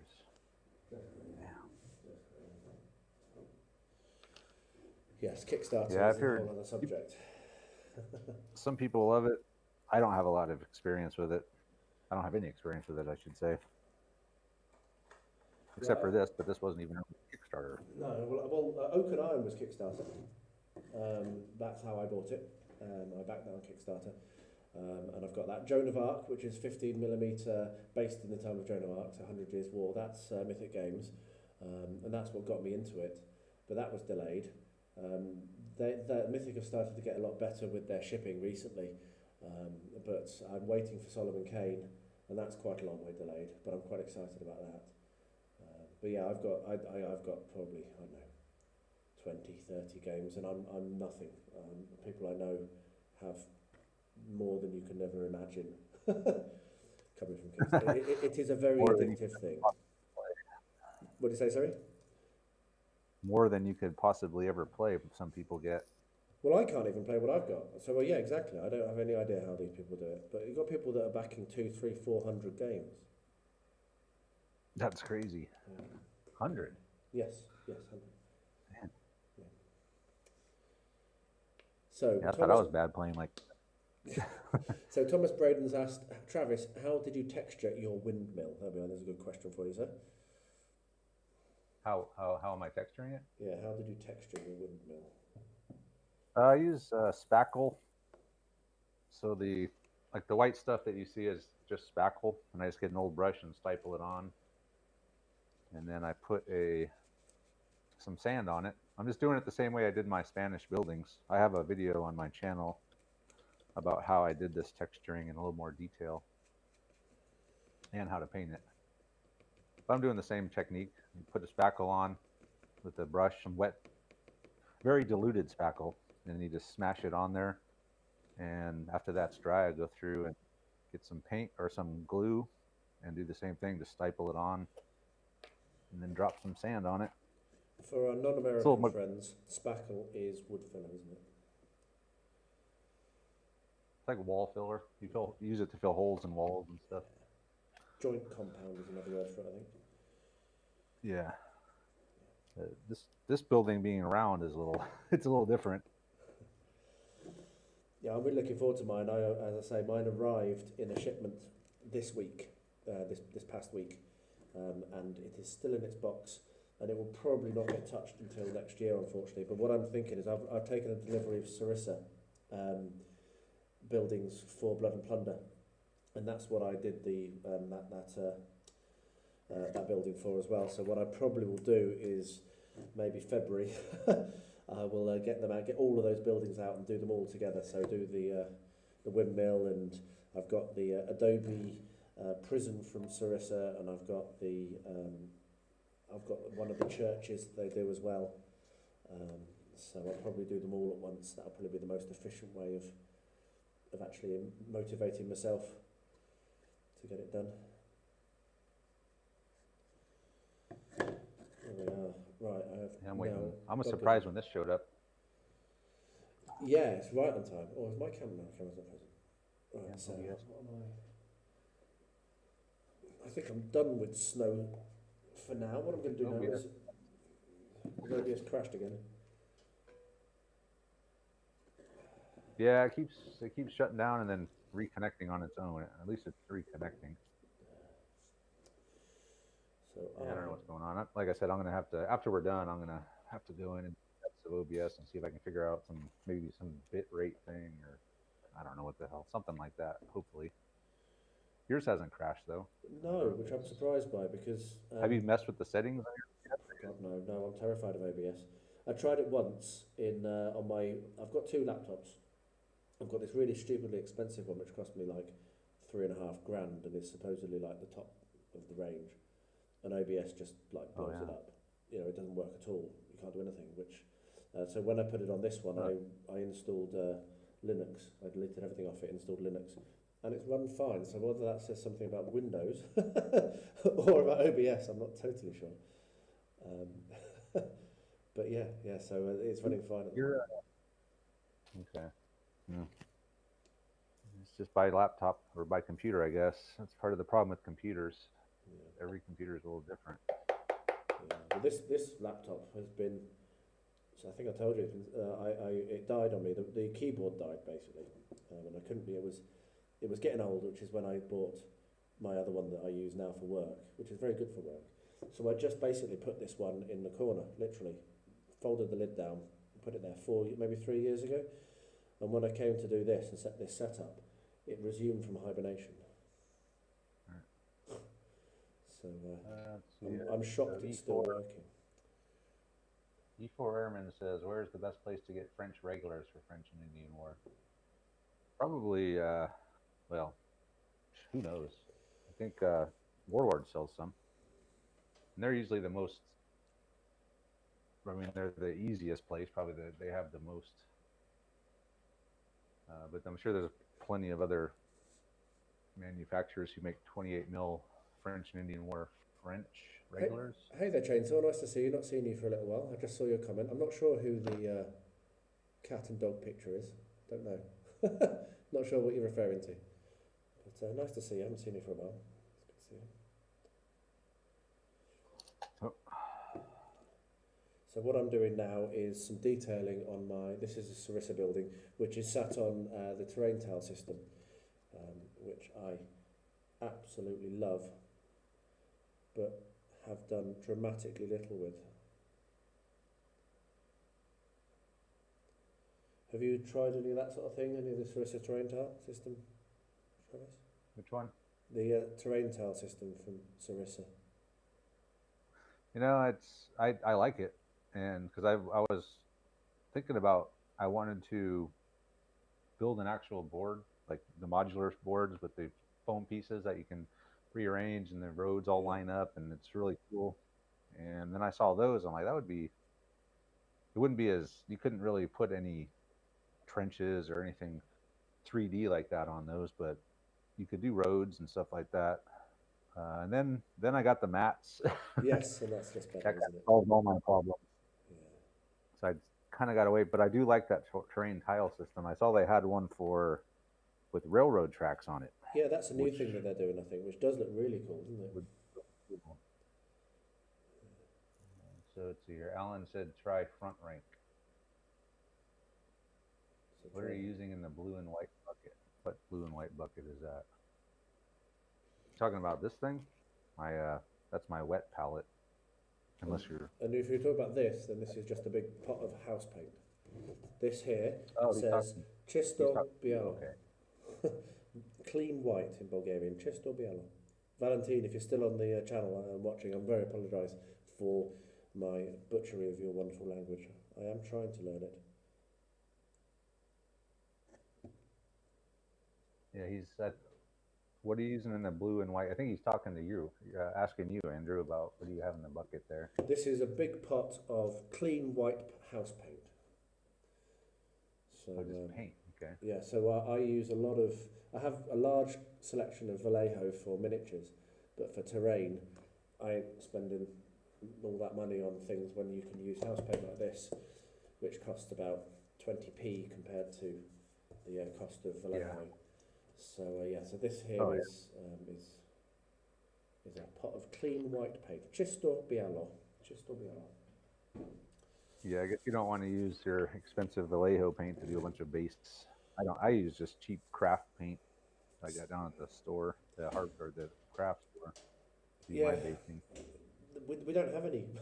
What we do is, so I don't know if you know what Lidl is, Travis. It's That's right. have you heard of the shop Lidl, an oldie? Heard of that? Yeah, so it's like a cheap shop. And what they do is they buy seconds and returns, and so you never know what's going to be in. They have a huge selection of amazing things, and you can spend a fortune, and I regularly do. Um, but yeah, so you just never know. Sometimes they have craft paints in, and when they do, I buy it. But then it can go 6, 9 months, and you haven't got any, so then you can't. We don't have anything like that where I live. So, it says in front of me. So E4 air. I think if you're talking about this thing, that's just my wet palette. I just use it I use inside's the wet palette, but I use the top just for general purpose paint holding or glue or whatever the hell I'm doing at the moment. So I want to. So I'm still waiting for my stuff to dry. I'm supposed to be doing winter. It's all about the hobby. I got like a load of Agrax. So while I wait, I do this. So I'm now going to start to paint up the little bomblets that are going on my Stukazoofus, which I shocked myself by enjoying painting so much, enjoying gluing together so much. So it's not 100% separate track links, but there are track links that go around each of the end wheels separately. And I actually found it really, really relaxing, sitting there very carefully placing each one in. So there we go. Yeah, I was a little surprised when you posted that picture of that thing and said individual track links on a 20mm model. I'm thinking, holy crap. Yeah. Yeah. That is like torture. I mean, it's you want to torture someone, get information out of them. I was in a really, really long, boring meeting at work, and it got me through it. I know I've done individual tracks on 148 stuff, and that was a hassle. It was a pain in the butt. I did use, if you use the plastic glue though, the stuff that kind of melts the glue, the plastic together. Yeah, I've got Tamiya extra thin. Yeah. Wait a couple of minutes, and then it's actually turns into sort of a flexible thing, and you can put several pieces of it together and then put those on all at once. Yeah, well, I use this Tamiya extra thin. I think that's what you're referring to, isn't it? It's like plastic cement. But I'm getting away from 148 now. Originally, I did 148 because, well, I like the scale for most stuff, and it's cheaper. I could get a 148 model for $20 from Amazon, from Japan. Took a while to get here, but that was when I first started. I needed a lot of tanks, and I just didn't want to spend for a tank. But now I'm switching back to 156. For this winter project, everything's going to be back to 156 now. Mainly because they're a hell of a lot easier to paint. They're a hell of a lot easier to build. They're built for gaming and handling, unlike the 148 stuff, which they have a lot of antennas and little stuff sticking off that can easily snap off when you're playing if you don't be careful. And if you give your stuff if you loan it to someone else or anything, you never know what it's going to come back looking like at the end of the tournament. This is true. Yeah, I've got a mix of Plastic Soldier Company, which is designed, isn't it, for gaming, and then the normal Airfix, which isn't. And this Stukazoofus is not designed for wargaming, so it's very, very fiddly, and I'm hoping that I don't break it if I do ever use it.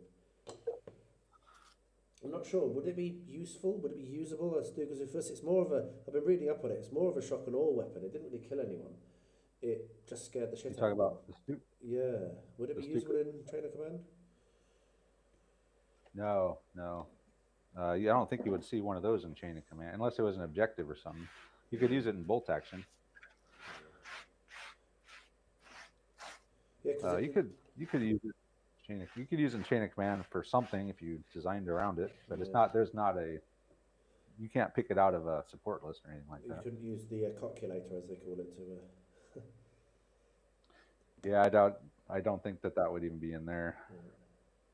Yeah, because I was It would have thinking to be an about special objective. rules for it, as if it doesn't kill anyone, it just scares them. So almost as a, as you say, as an objective, almost the same as the Stuka pre-game barrage. Yeah, So that's what I was there is a thinking. worker barrage. I think it's in the Von Luke camp Yeah, barrage, something like that. yeah, that's It's where just a my mind beefed was up going. pregame barrage. I think it's a 4+. Yeah. Because from what I've read about it, it was very, very inaccurate, and all it did was scare the people that were supposedly being aimed at, and didn't actually really cause much damage or cause any real casualties. So, you know. Oh dear. Okay, It's let's see quite here. hard to So stay let's shot. see, 7th front. Oh, yeah. So let's see. Sounds like Somerset. I was just looking at these comments here. Cool. Front rank. So Alan says front rank for 7 years war. Oh, stop it. Not receiving. Now I got a big thing that says error. YouTube is not receiving enough video to maintain smooth streaming. Is that just a? They want me to open this widget. Oh, well, yeah, it said that to me as well, but I ignored it and it went away. You just ignored it. Yeah. It might even still be there. I just didn't look at it, and then it I went will away. do the same. It went away in my mind. So Thomas is just saying that he's got a Stukazuphus for bolt action and says it's great when it hits. Oh yeah, yeah. Bolt action. The multi launchers are really cool. They can do a lot of damage. They don't always do a lot of damage. They can do a lot of damage, but they always scare the crap out of everyone. Keeps everyone from bunching up because it hits everyone. Everyone within 6 inches of the target on a 6 gets the 3-inch template. Wow. Of death, which no one wants. So I watched a bit of bolt action, and it just never really interested me, and I don't really know why. Because initially I thought it was because of the card mechanic, but then that doesn't put me off on the other games that I see with the card mechanic. So I don't know why I didn't like it, but it didn't catch me at all. But it's more. It's not super realistic. I mean, if you're going into bolt action, if you want a more realistic World War II game, bolt action isn't really that. It's set in World War II, but it's a fun game. It is a lot of fun, but it's definitely not going to be, if you're the historical type who wants historical accuracy with weapons and tactics, I wouldn't go bolt action. I wouldn't really class myself so much as a historical type, but maybe I am, because maybe that's what it was. Don't know. Still waiting here. I'll tell you another game that I've just dry. gotten into, I've just picked up the rules for and started buying lots of little cars, is Gaslands. Have you ever been tempted by that? That game looks fun. Yeah. I've seen, I haven't actually seen any videos, but I've seen some guys that are converting these Hot Wheels cars. That's exactly what I'm doing. That looks really fun. Yeah, man. But where do you find all the weapons that size? So you don't add a couple machine guns with a 3D printer? Well, 3D printer, but there's a guy who I watch called Miller's Marvelous Miniverse. He's a guy from the other Discord that I'm a member of. And he did a build just the other week, which was, he made a minigun out of a bundle of toothpicks with some wire wrapped around it. Oh, so he's scratch building these things. Absolutely, and it looked absolutely fine. So I think that it comes down to your creativity, really, in that sense. If you know, you can, because I had exactly the same thought. You know, I don't have a 3D printer yet. I won't have one anytime soon. How the hell am I supposed to do the guns? But yeah, there are videos out there you can watch for people with ideas of how to scratch build stuff like that, and I would recommend Miller's. He did the you know, from the original Death Race with the Staith, with Jason Statham in it. He did the Warden's War Rig with a minigun on it. It was a brilliant build. Yeah. So he made the minigun out of toothpicks, which I thought was just incredibly creative. Right. Let's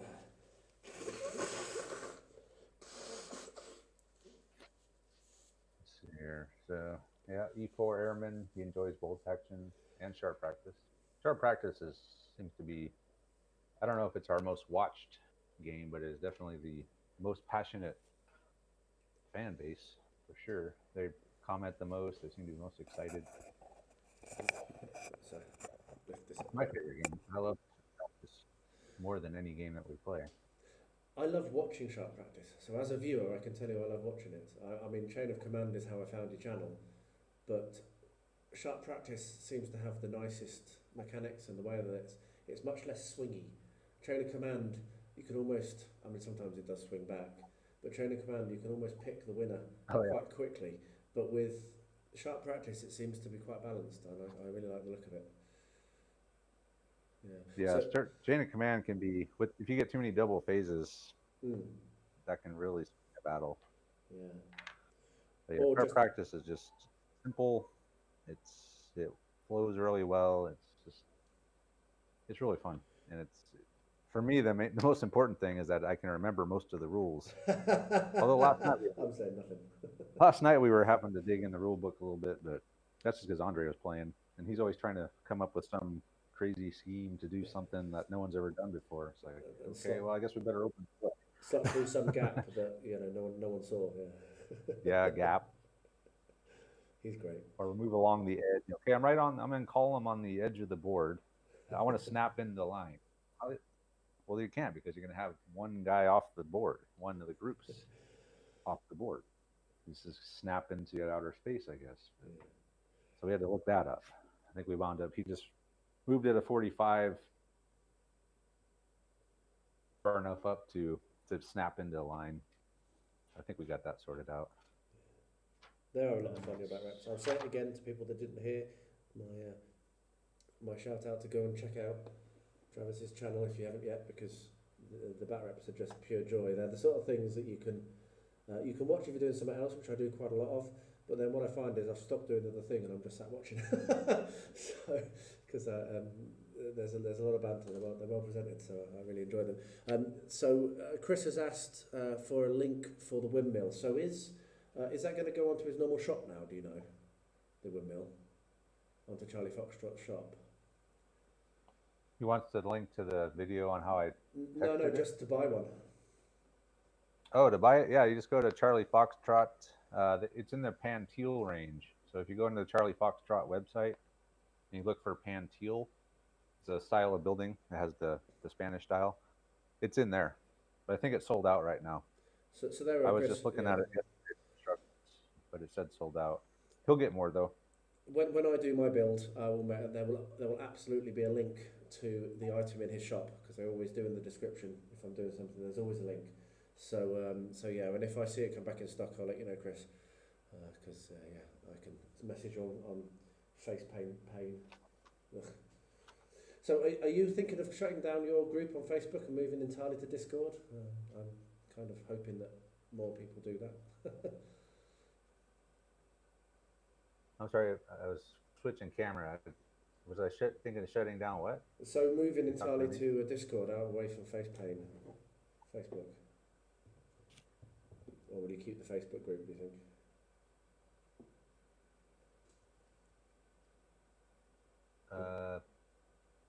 I can't. I'm sorry. You're breaking up, man. You're breaking up. Okay, so let me say it again. I was just wondering, because you've got the Discord now, not just the Facebook group. Is the long-term plan to maybe move entirely to Discord, or are you going to stay on Facebook? I'll still do both. The Discord is actually really cool. It's got a lot of stuff that we've had the Discord channel for a while, and we've never used it until now that I got this laptop. But it's really cool because you interact with people, and we've actually had live streams where people, like Andrew, and are part of it. We can communicate with them during the game in real time, and it's pretty fun. Yeah, I'm attempting to migrate almost as much away from Facebook as possible. So you'll see me less on Facebook and more in the Discord, I think, going forwards. I managed to get my mum into Discord yesterday. Oh, yeah. So your mom's watching right now? I don't think my mum will be watching right now. No, she wished she had other things planned. She was at church, I think, while this is running. She's still in the UK. But yeah, but we've got a little family Discord server that I've created, and I'm trying to migrate as many of my family members away from Facebook. Just getting fed up with it. It doesn't work very well. It's working less and less. I like to use it to share pictures of my family, and like I'll share a video and they'll receive a blank message and won't be able to see it. So it just got too annoying. So, Let me see if these things are dry now. Hey, and I'm like I spent most of this time drying shit. And I'm thinking, what am I going to do next? So Chris Peralta randomly firing. Chris Peralta said, I love Travis's sharp practice when he plays Richard Sharp in the game. So there we are. Oh yeah. I think Richard Sharp's only been in one game so far, but yeah, it's really fun. We did have rifles last night in our game, but it wasn't Sharp. It was Thompson. Okay, the stuff's finally dry. I can start dry brushing. I did not account for all the drying time when I started doing this. I think I've run out of things to do on my winter terrain, so I'm going to pull out my oak and iron ships of the line and start to clean them up. These need to be painted and photographed for the Paint All the Minis annual. So that's how behind I am on that. Now we start the light. Oh no, shoot. I got to go over it again with the medium gray first. So the biggest problem I always have with these, with this, is knowing which is which.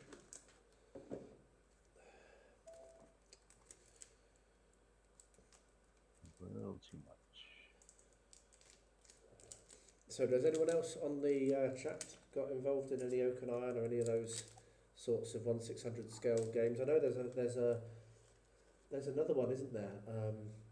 That's a ship-based 1/600 game. I can't remember the name of it. But it's Black Seas. Black Seas. That's it. Yeah, well done. Yeah, Black Seas. The Warlord games. Yeah. I think the ships are actually interchangeable, which is quite good. So you'd be able to do just get the rules and not worry about the ships because it's the same scale. Oh, is this going to work? Oh no, this might not work. Oh, a little bit big. So I've got these little clips. Again with the rigging though. No, I'm not going to rig. I'm not going to rig. Don't worry about it. I don't even care. So I've got these little kind of weighted bases. I believe that they're used in weddings. So you clip the wedding name tag when you're laying out the dining room. And they're really, really, really, really good for clipping miniatures too. So you can just put a clip on, and then you've got yourself a little painting handle for something like this, which you're not going to be able to stick to your other handles that you've got, like your Citadel ones or whatever.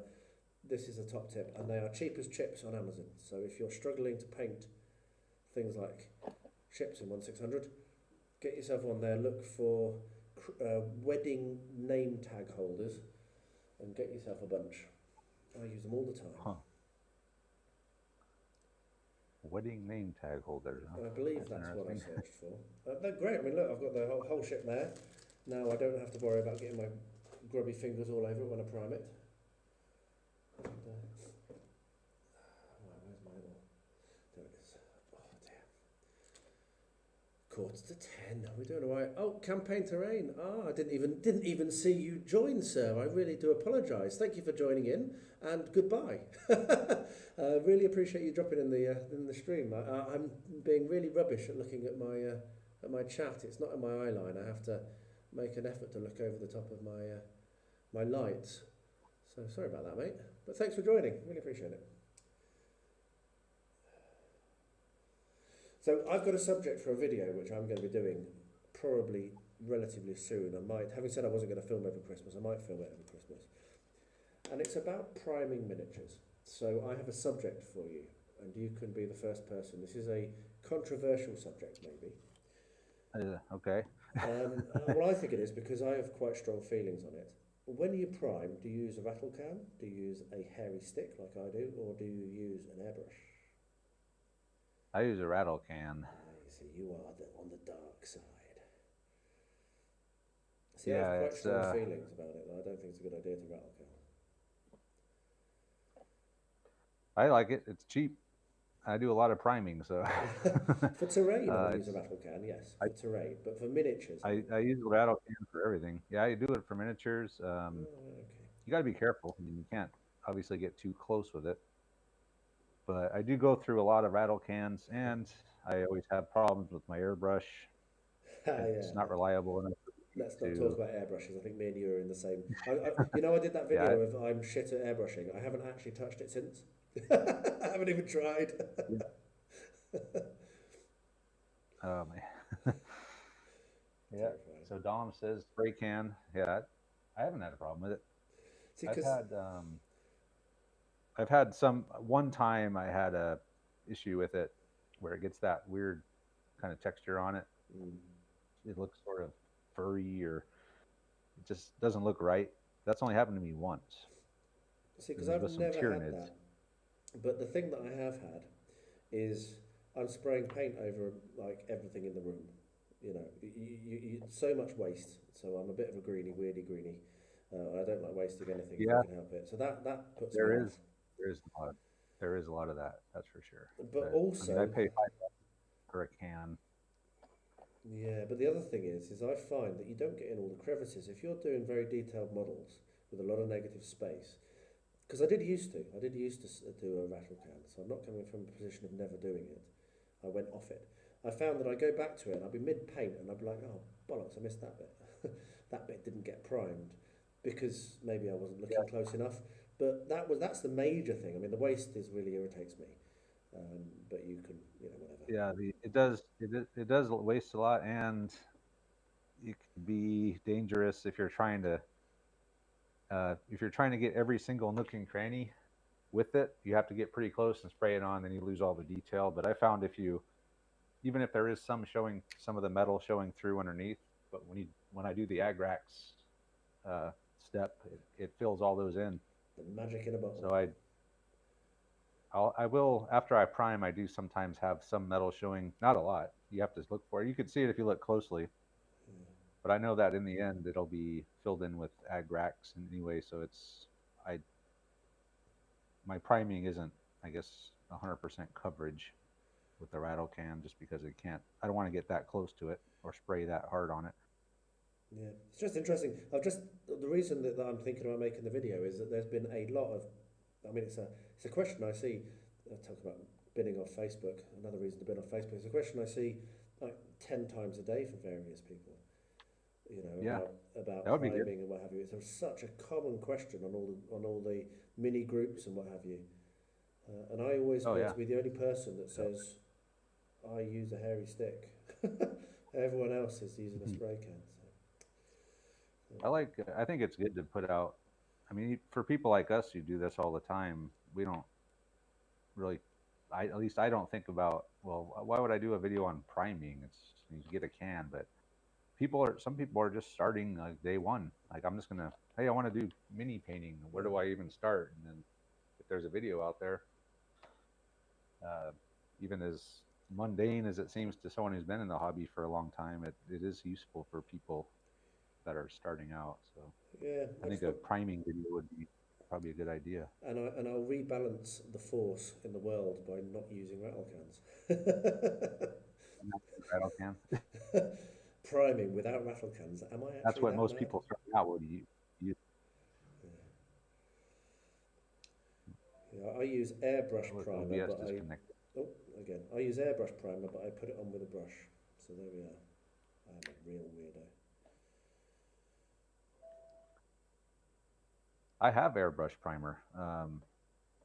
I was using it as a color actually it was a really nice dark gray, and it was and it was nice, and because it was designed to go through an airbrush, even though it was a primer, it was nice and diluted, and I was able to use that as a nice dark gray for a lot of stuff. And I used most of it for that. Never did run it through the airbrush. No. Let's not talk about airbrushes. Airbrushes is a banned subject. amount of money I dropped on that, the amount of excitement I had for that machine, and Damn airbrushes. yeah, They are. I'm gutted. I spent my inheritance from my nan on that machine, and never use it. I will. I have to, don't I? I have to. I'm gonna just have to bite the bullet and try again. Yeah, I don't. I try not to use mine. That's why when I did my whole Spanish village, that was one of my main things was I wanted to do it without an airbrush. Hmm. So that was all rattle cans mostly. All the big painting was with rattle cans for that, and it saved me a lot of time, which I know I would have been fighting the airbrush with the whole time. Yeah. People that can Okay, airbrush so I seem got to the be able dark. to. Sorry. Yeah? Oh, I'm just moving on to the next step finally here. So Okay. next up is a dry brush of light gray, Cool. And painting up some I'm priming a third-rate ship of the line in 1:600 scale. third-rate ship of the line. How many guns is that? It's got a broadside weight of 9. That's not how many guns it's got. Let me see if I can count. Right, you've asked me to count now. 2, 4, 6, 8, 10, 12, 14, 16, 18, 20, 22, 24, 25, 50, 25 on a broadside, so 50 across both left and right. 50 gun ship. Yeah, That's a lot. yeah. It's funny when you think about how many guns are on those ships compared to like a whole army. I mean, there's more guns on one of those. No data. One of those things than there is in a whole army. Yeah, yeah. They Great. were terrifying machines, weren't they? Frankly, you'd have to be a brave man to, well, a brave or someone who just was knocked on the back of the head and woke up at sea. That would when you get those ships kind of sitting offshore just bombarding. Mm. You know, each one's got 50 to 100 guns. I mean, But you're then, getting more shots if you were fighting in Waterloo. but then, if you've got any kind of land-based artillery, then ships run away because only one lucky shot, and it's good night, sweetheart. Yeah, yeah. The shore batteries firing back. They can really fuck you. And they're not rocking and rolling, so they can actually get a stable base for fire and aim and other fun things. Right, people are talking. So, when it comes to primer, do you prefer white, black, or grey? I will answer. I prefer generally grey now. There at times I will use black, but I do not ever prime in white. How about you, Travis? I do white when I'm going to use contrast paint.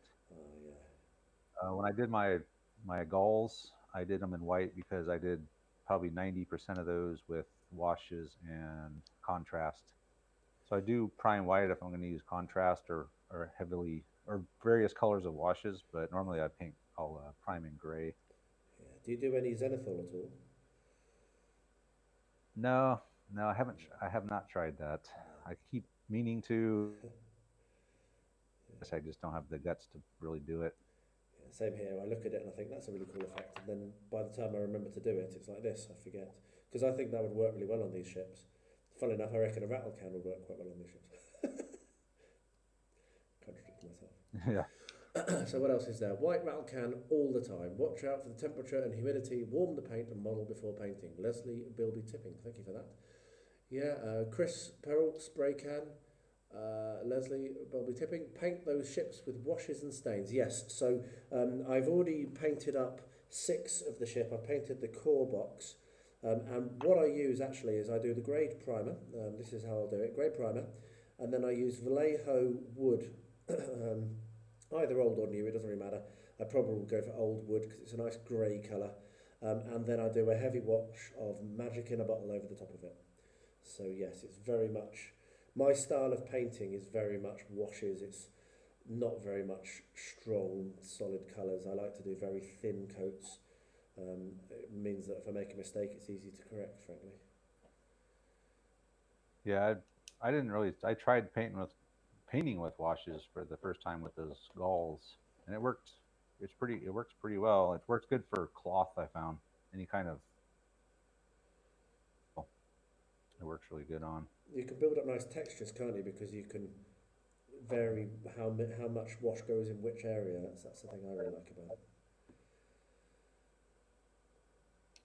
So there we are. I must have OBS disconnect. Oh, God. You really are having trouble there, weren't you? Yeah. Well, it disconnects for like 5 seconds and then it reconnects. That's very annoying. At least it reconnects. Yeah. Okay, Right. so there's that. So I Oh, have no, I just got one more. primed one ship. It is not the fastest technique in the world doing this with a paintbrush. I would definitely say that it's quicker to prime with an airbrush. Definitely airbrush would be my next go-to. And a rattle can I just probably will never do again just because of the things I've said. But yeah, it's not a quick thing to prime like this. But I don't know, let's go on to another subject, a little segue onto another subject. Why do you enjoy it so much? And I'll answer straight away. I love painting as opposed to gaming. And why do you enjoy painting? I love it so much because I move fast. I'm a busy guy. I've got a lot going on in my life. And when I'm painting, I have to stop. And I have to slow my breathing down. And there's almost like a forced relaxation that occurs. And so for me, this taking a long time, it feeds that and it helps. So I actually like the fact that I'm not feeling rushed while I'm working on these miniatures. So there we are. How about you? So the question is, do I like paint? Why do I like paint? Yeah, what particularly about painting is it that you like? Because you do some fantastic miniatures. Your standards are great. I paint strictly to game. Okay. So that's why I try to get them done. And I've developed techniques to paint fast and they look good at tabletop. But yeah, I think just the end product is what I like. Seeing them done. I don't know if I particularly enjoy the act of, I mean, I guess I do. I do it all the time. Just maybe I just don't even think about it. I don't even think about it really anymore. It's just kind of what I do. So I guess I do like it if I keep doing it. Yeah, but I like having armies is what I like. So the immersion that it gives on the battlefield, sort of thing. Yeah. Yeah, cool. Yeah, cause like I say, I really like it just because it's a slow, peaceful process. I'm not feeling rushed. It is.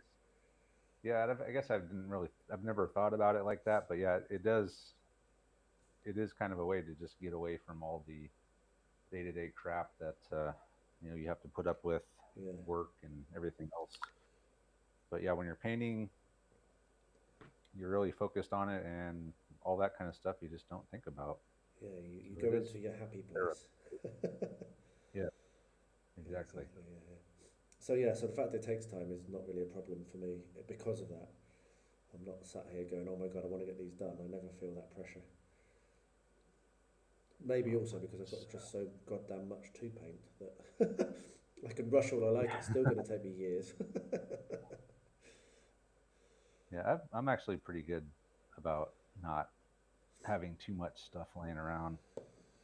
I paint it so fast. I almost paint it as fast as it comes in. I paint it, so I don't really have a lot. You are one of those around. legendary people, aren't you? I've never even met one of them before. I think. Yeah, now you have. Oh yeah, incredible. They do exist. They're like unicorns. They do exist. All right, there we go. So that's a layer of neutral gray, a layer of light gray, and then a light layer of pallid witch flesh. Just to make it pop a little bit. Cool. Dry brushing is awesome, isn't it? Oh yeah. How do you like dry brushing? That's all these are. Yeah, man. All these bricks are just dry brush. Super easy. I'm actually quite pleased to be painting. Even if you get a little bit too much on, it's not like the end of the world like that. Whoops. Yes. Yeah, so I've got boxes of scale models to make, so the actual Airfix and Tamiya scale models. Talking of piles of shame, I've got boxes of SBG miniatures that I've collected over the years that aren't painted, new in box, never even opened. It is, I mean, Dan from Paint All the Miniatures has a really valuable point to make. Having said that, I'm a bit of a weirdy greenie. I suppose at least I've taken all this plastic out of circulation, but there is a bit of a conspicuous consumption thing going on, isn't there? With all the stuff, certainly you're good, but certainly for me, with all the stuff I've got that is just not painted, why buy more? It's weird. Yeah. Well, maybe that's kind of the idea behind Kickstarter is they know you got a big pile of shame, so it's not the end of the world if it takes 2 years to get to you because you won't even be ready by. Yeah, and they play on another evil thing in the hobby, which is fear Alan of says missing my out. painting's okay, but I have several different things. Yeah. Yeah, I don't tend to. Yeah, I tend to stick with one thing. Alan likes to have several projects going at once. I guess I sort of do that. But normally I'll work on one project and then I'll take a break for a week from that. I don't usually do two simultaneous projects. Oh man, I guess I could do that. a couple of weeks ago I had 7 on the go at once. Huh. Yeah, I'll usually just pick one and I'll finish it and then I'll move on. I think I have to do that because I have to remember what I'm doing. If I step aside and do something else, by the time I come back like an hour later, I'll be like, shit, where was I? How did I do this? I just find that it keeps me interested. If I've got multiple things going on, then if I get to a point where I lack motivation for that project, then I can pick something else up. By the time I've done with that, I can go back to the first one or whatever. I work like that I in my also day do job as small well. batches too. All right, yeah. So what's your batch size then for minis? I usually do about four models at a time. So if you look, you can't see. OBS. If my camera was still set where I'd set it for this challenge, you could see my racks. I've got some Crystal that I picked up, and I've got 2 Crystal that are full of currently in progress miniatures. And you are watching me start another project. So that's what I'm like. You still having problems there? I'm almost done with the tank traps. Excellent. Next up will be some snow.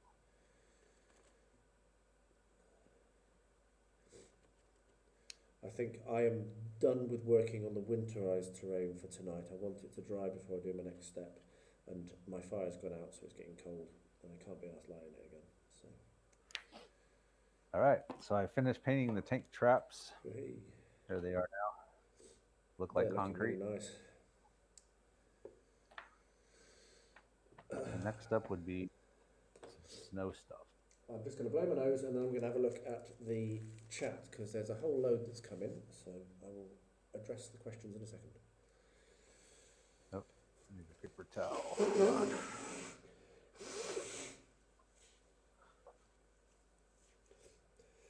Okay, so we have Wardrobe Plays World War II. Hello there, sir.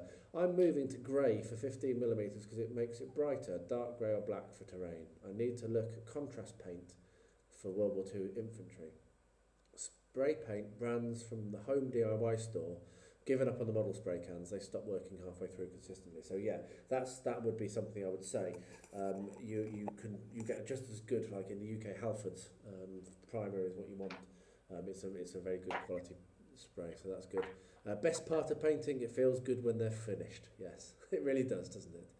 It's what you have to do to play with painted armies. Yes, I don't play with unpainted armies at all, which is why I don't play because I never finish a project in time to play. So yeah. So Chris is just dropping out. Chris, well, thanks. You've got to take your dogs for a walk. That's a good excuse. Thanks for dropping in. Really nice having you on board, and I'll see you in the comments, I'm sure. And the quality of your pictures are much better than Travis. So what Leslie is saying there is that our stream, certainly on my stream, so Leslie, that could be because Travis's pictures are coming to me in southern Bulgaria via a satellite, and then being restreamed out over the same satellite via OBS. So that could just be because we're not actually, we're talking via Discord and then I'm just sharing my screen on OBS. So that could be why. It's probably nothing to do with Travis's settings. So I've caught up, so back to priming. I must admit, I am really enjoying this. Time to get messy. Do it. Time. What's your step now? Very Snow powder? Oh, the powder is not bad. It's the paste. So what is it you use for your snow? Because I've done mine with the homemade version. I'm using this Vallejo ground texture. Okay. And how the hell am I going to put this on? I guess I'll use this brush. And I'm going to put it on quite thick, I think. Because most of my winter stuff is pretty snowy. So you're doing this for an actual campaign, aren't you? That will eventually, hopefully, appear on the channel. Russian Winterfront. Yeah, is that what you said? I can't remember. This is Battle of the Bulge. I mean, I could use it for Russia, but my two armies are Americans and Germans. My two winter armies that I have so far. But there's some people that have some winter Soviets. I actually, you are partially to blame for part of my part of shame, by the way. I watched your videos of your Japanese games, and loved them so much that I ordered a bunch of Japanese soldiers, and they are actually still in the delivery pack. They've actually not even come out of the... And that was a good 2 years ago, wasn't it? Shocking. Warlord? No, I got it from Grubby Tanks. Don't know if you know that guy. He's a UK-based guy. Who? Grubby Tanks. Oh, You might not know him. He's a UK-based guy. I've got quite a lot of stuff from him, actually. I've got quite a lot of Germans and quite a lot of Americans. And I chucked some Japanese in just because I really, really, really liked your... You know, the guy waving the flag that you've got? Mm-hmm. Yeah. So I bought that. Still in the mixed pack.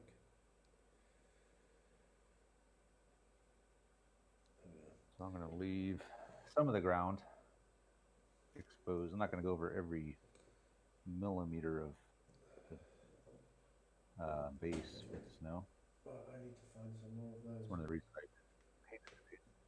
Having said I've got loads of those clips, I can't find all the spares I've got. Oh dear, I've been sitting there for too long as well. There's one, there's two. Yeah, this Vallejo snow is really nice. I think I ordered some Woodland Scenics. I think that's what I've got coming. Have you tried that? Have I made a mistake? Which one? Woodland Scenics? No, I haven't tried their snow yet. No, I have just Vallejo, and then my powder is from Warlord. Makes it, I guess Warlord makes it. I've just gone for like the powder. That's all I've gone for.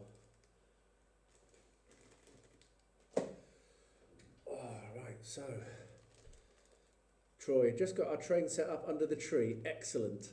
Nice one. Can't say it's as epic as the train Christmas tree terrain new build beard. I tell you what, that was absolutely wonderful. Did you get to see that, Travis? Yet the Santa's Express build that I did for Rosie. Yeah, it's awesome. I mean, it's just I can't tell you that. Sorry. Fill it with make a little lake out of it. Well, the joy that I get from the fact that she goes and says choo choo choo choo and demands 2 or 3 times a day to go and watch it. I mean, what better motivation can you have for making something than that? I mean, really, I just absolutely love it. yeah. So yeah, it's something she'll probably want to have around for a long. This is it. Kids love Christmas. Yeah, so Angela has told me that I'm not allowed to keep it out. It has to be a special thing for Christmas, which is actually fair enough. So now for her 2nd birthday, which is middle of February, so about actually 2 months today, so if anyone's paying attention, that's when Rosie's birthday is. I'm making another model railway for her, which is going to go in a different part of the house. It'll be eventually incorporated into my main one. She reads some books which have a train in them, like Poppy and Sam's Farmyard Tales books. And so I've managed to find the prototype engine that they used when the artists used to base the train on. And so I'm going to make that. I'm going to make the apple tree farm and the little village station that they go to, and I'm going to paint the sheep to look like the sheep on the farm and stuff.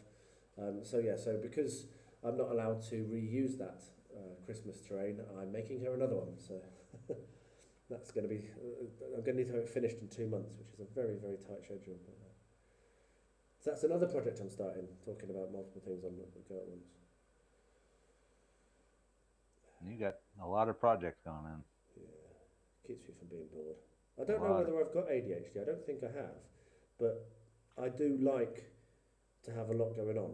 I do like to be busy. I don't think that's ADHD. I think I just like to be busy. I don't want to label myself. Because I don't struggle to keep attention to what I'm working on. I just like to have a lot going on. Right. So here, let me check my here. So I have 4 groups. Yeah. I have, Alan says I have 4 groups in rotation. 7 Years' War, Prussians and Austrians, and French and Germans. Yeah, that's a lot of projects. That's too many. So Travis is the scenery from the TFL chain. Is it 4? Yes. Yes, it is. I know I don't talk about this project very much, but I am building the 2 platoons I built are built for the Bloody Bucket campaign. And all the terrain I'm going to build is going to be for that. So most of the armies are done. It's the scenery that's the holdup, and that's why I'm starting this now. That's why it was a really good idea to do this, wasn't it? Because it was a real inspiration. That'll probably be enough snow for that. It's all about motivation, isn't it? Sometimes just kicking yourself to get started. Yep. I think I need. I don't like. Put some. So again, if anyone's seen the vlog, these ships will go on a terrain display piece exactly the same as the other one that I've just finished. And I think that the full build video will be out in the next couple of weeks. It's one of the ones that I've finished and edited and is waiting to be pushed and published. So yeah, using the toilet paper and PVA glue method of making waves.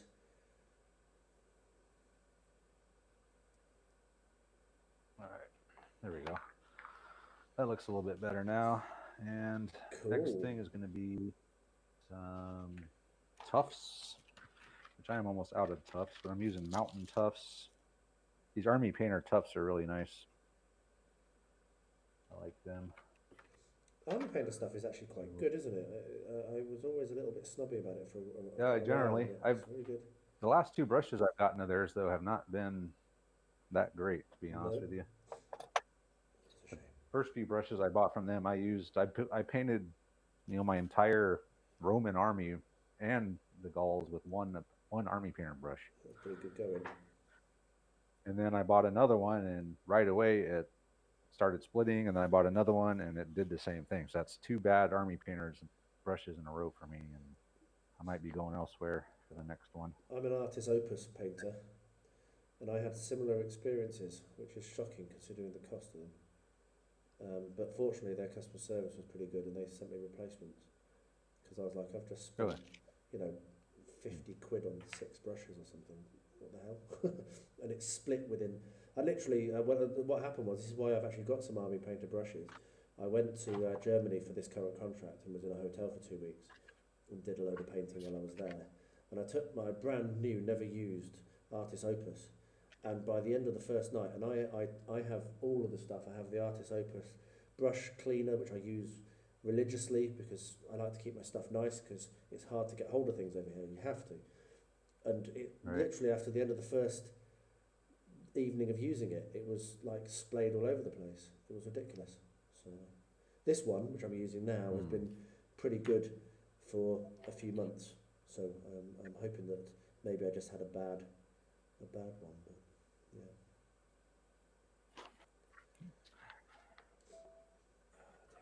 Okay, so next step for me is going to be to, after the tufts are down, I'm going to grab a little bit of this and just cycle it on top here. These boats are fantastic. So detailed. And if you put this tufts down while the snow is wet, when it dries, it'll harden around it and it'll keep it in place. Top tip. So you don't even have to glue them in. then finally, I will use some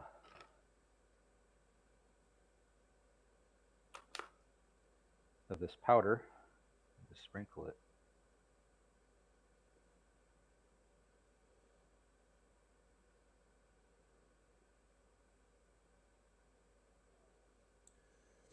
There we are.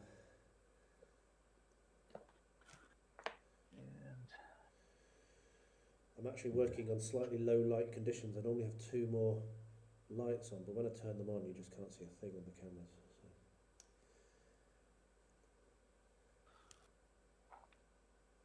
So I'm trying to think of the other subjects that we discussed, talking about.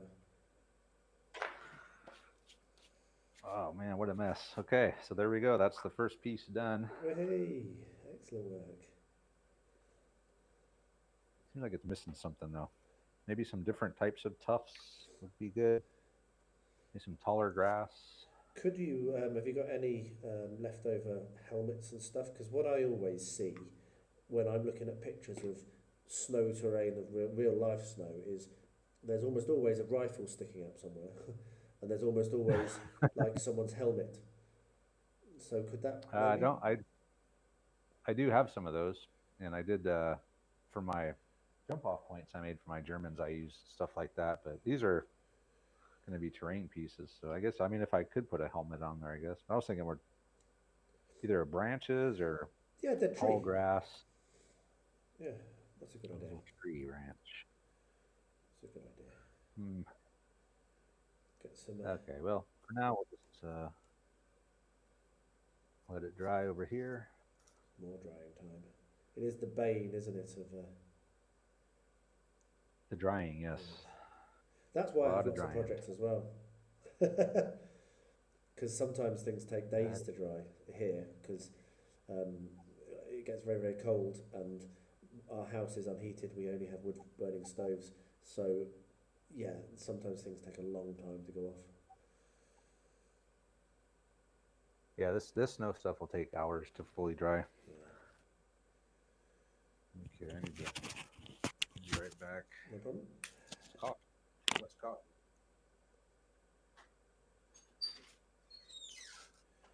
So how's everyone on the stream going? So put some more wood on the fire, Leslie. Well, I was going to, but I think probably we're only going to be here for another half an hour or so. It's getting on to 10:30 here in southern Bulgaria, and I have work tomorrow, sadly, and I have been unwell all day. I have been sneezing like a trooper and throat like broken glass and all that stuff, so I really do need to get a proper night's sleep, unfortunately. Otherwise I'd probably carry on, because I'm enjoying this so much. If I wasn't feeling unwell, I may. So I've got a little electric heater underneath my bench, and so I'll probably turn that on, and it will just give me enough to prevent me from being too cold. But thank you. It's gone out now, so I'd have to faff around lighting it.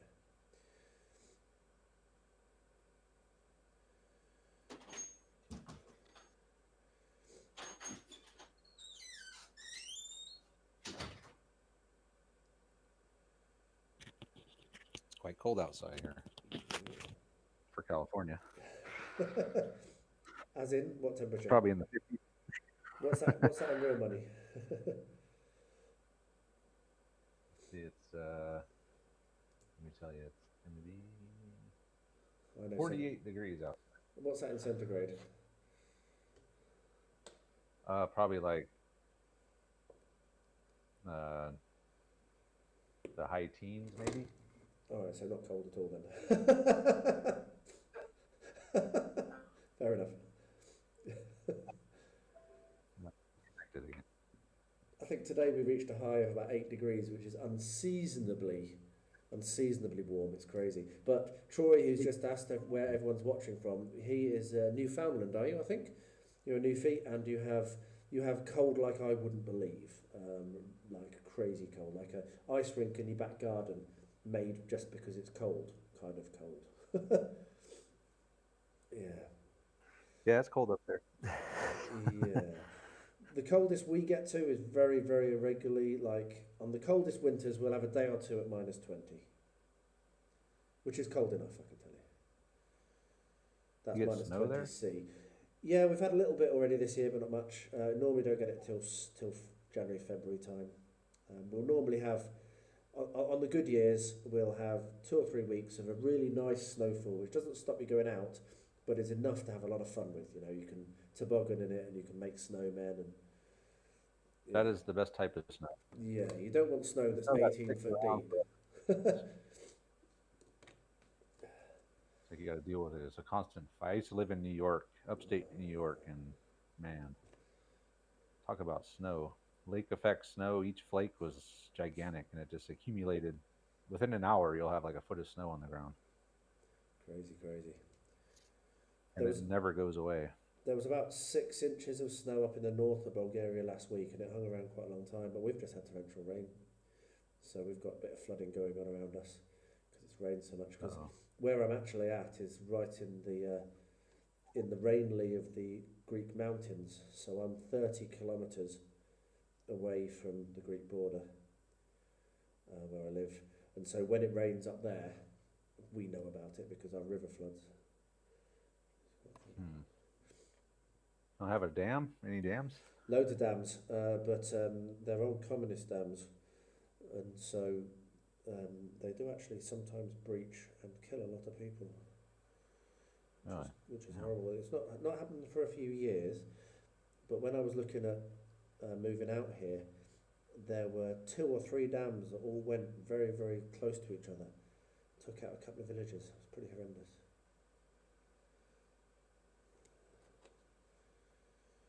Yeah. The interesting thing, let's go into some geopolitics. So the interesting thing about where I live, which Konstantin could tell you if he was still on the stream, I don't know if he is, but the region I'm in is a very contested region. It's very Balkan, the Balkans being the tinderbox of Europe. So my region has been Greek, it's been Turkish, it's been Bulgarian, it was German obviously for a brief time. And those wounds are still very, very close to the surface. So the dams in our region are actually national security assets. They're part of the defence. You're frozen, by the way, Travis. I don't know if you can still hear me, if you're still there. Are you still there, mate?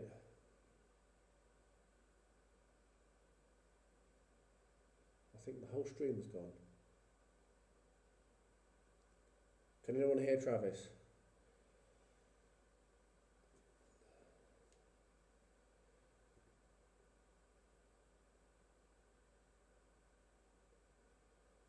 I will wait for him to come back.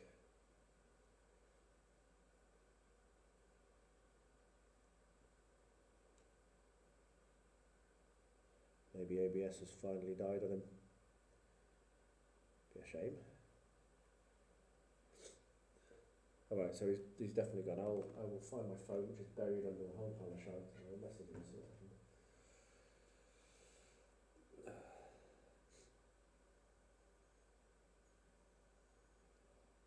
Has it died? You have frozen. Oh yeah, let's see if he sees that.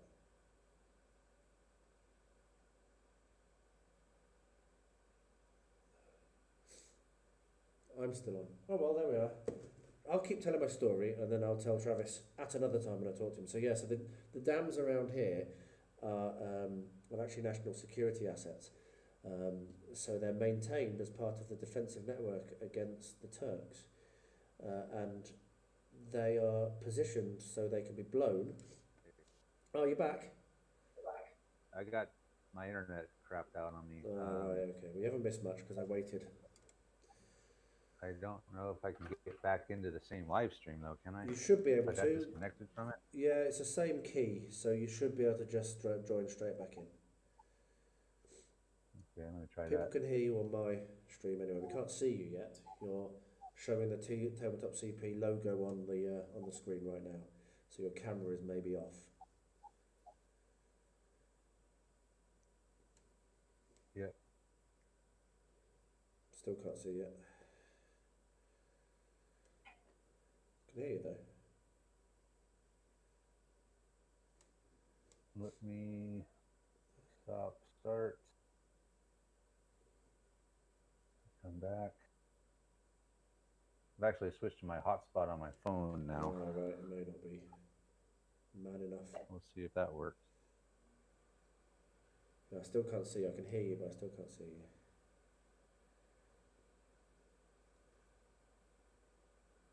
Yeah, why is it? Oh, that'd be part of the problem. Okay.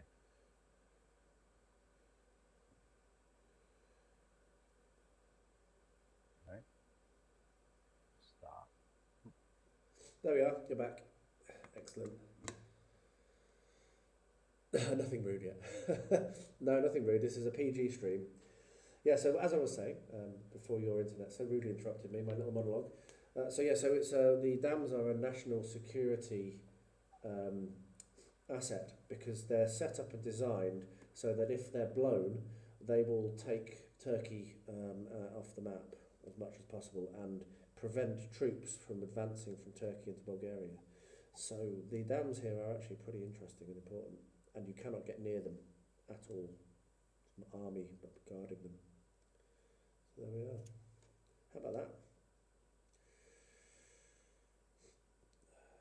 Just having a hard time picking up my OBS now for some reason. Yeah. We can call it a night if it's going to be a technical issues, and we can always do this again sometime. I do need to go to my mom's house pretty soon. Yeah. I'd like to get back in here before people get by here if I can. Yeah, too right. Well, if you turn off your video, and you may find that you get a better job connecting because it might just not have enough bandwidth on the phone.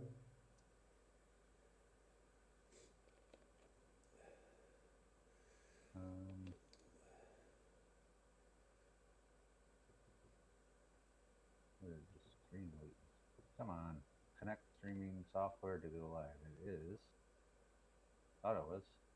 Have you gone onto YouTube and clicked go live, top right corner of YouTube streaming studio? Yeah. Yeah. Let me. Yeah. Okay. Hold on. Let me get out of everything. All right, let me go back into. All right, so the first thing I need to do is go back into OBS. You see why I hate computers?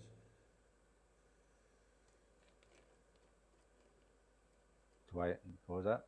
You see why I hate computers? Just work, damn it. Yeah.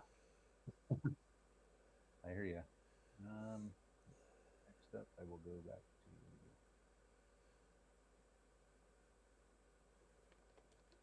We still have 9 people on my stream. Hopefully there's people still hanging on for you. This isn't a bad time to wrap it anyway, so I don't mind. I can get in here and just one last time. Go live. Okay. Go back to OBS, start streaming. And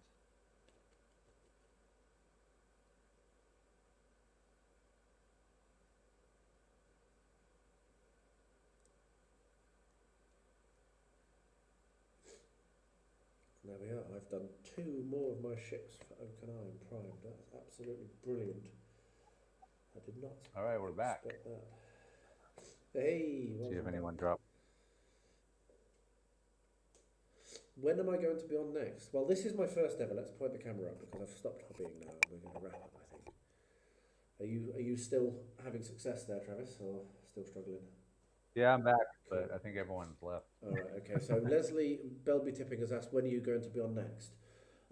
So I will potentially, answering for me, I don't know about Travis, but for me, there is a chance that I'll do something very similar with Ben Bowles from Benji's Hobbies sometime during January. This is a good time to give a shout out for what we're going to do because it would be wonderful if all of you could get involved. Ben did a great video a month or 2 back about 20 minutes a night painting sessions. So you always have time to paint. You just have to use it. And you don't have to have more than 20 minutes. You can do quite a lot in 20 minutes a night. And he did it over a week and he painted the entire army and it looked great. And it was a really interesting video. And so I've challenged him to do this for a month. And what we're going to be doing is we're going to be opening this up to the community, so it'll be wonderful if everyone could get involved. We'll have a hashtag which will be on Facebook and on Instagram and maybe even on Twitter if you use that, for people who are doing it, just to post the progress that you're making on a daily basis. It's a minimum of 20 minutes a day, that's all, and it can be anything you want to in terms of painting miniatures. You don't have to limit yourself to 20 minutes a day. Very hasten to add, if you have 2 hours, rock out with your cock out, because, you know, get your hobbying done. But if you feel like you never have time to paint, jump in on this with us, and you'll be shocked at how much you do, because 20 minutes a day is very achievable. If you've got a tray which you can have your paints on and your miniatures on, which you can shove on top of your wardrobe, and then when you come to paint, just put it down, sit down in front of the television. It's dead time. You're learning nothing. Sit down when you would be in front of the television and just paint for 20 minutes, and you'll be shocked at how much you get done. So we will probably do a live stream very much like this, just painting and chatting shit, sometime in January. So that's that. And but I've enjoyed this so much that I might do this more often. I don't know. Travis, how do you feel? Apart from the technical issues, would you be up for this again with me or someone else maybe doing these sorts of things? Yeah, I'm having a hard time hearing because I super internets. But I think you said, would I be interested in doing this again? Yes. Yes, I did. Come on, live stream. Yeah, I definitely would.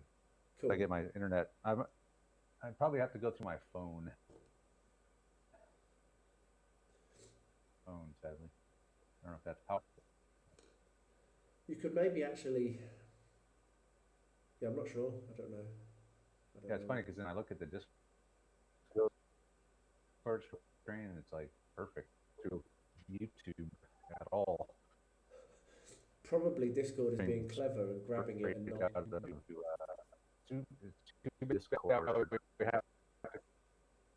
You're breaking up really badly. That's the only problem. I can barely hear you, mate. Yeah. Yeah. Okay. I think it's the YouTube is the stream is on it. I'm not sure. It's just jittering on Discord for me as If well. anyone that's on my stream, then I'm going to sign up with my live stream. So thanks to everyone who came by, and yeah, I guess I don't know if Andrew's going to continue or if he's going to sign off of his. Yeah, I'm going to bail as well, mate. I'm going to go to bed. And yes, Mike, I am indeed unwell. Yes, I'm going to go and take a lemsip and go and curl up in bed and hope that I wake up feeling better tomorrow. It's just a cold, and it's breaking, so hopefully it'll be gone in the next day or two. But thanks for spotting. And that's another guy who I'd like to shout out about Paint to Life, his channel. I did a recommendation Monday with him, not this one, but the one before, I think. He's fantastic. He does D&D miniatures and tells a story while he's painting it, and it's just required viewing. So yeah, cool. Really, really good. So there's a lot of good channels actually out there that are at the about 500-600 sub level. That definitely would be good for people to go and check out. And Paint to Life is certainly one of them. Certainly one of them. Ah, Johnny's joined. Hi, Johnny. Yeah, we are actually just wrapping up. Travis has had a little bit of an internet issue, and it is 10:30 at night here, and I'm frankly dying of a cold and want to go to bed with a hot drink and curl up. So you have joined late. However, we will try and do it again, and we will publicise that. It will probably be roughly the same time. Do you think, Travis, if you were to do it around this time, is good for me? If you can hear me. Yeah, day mornings they're good for me. Cool. So yeah, we'll maybe try and get something done early in the new year. Next time we might.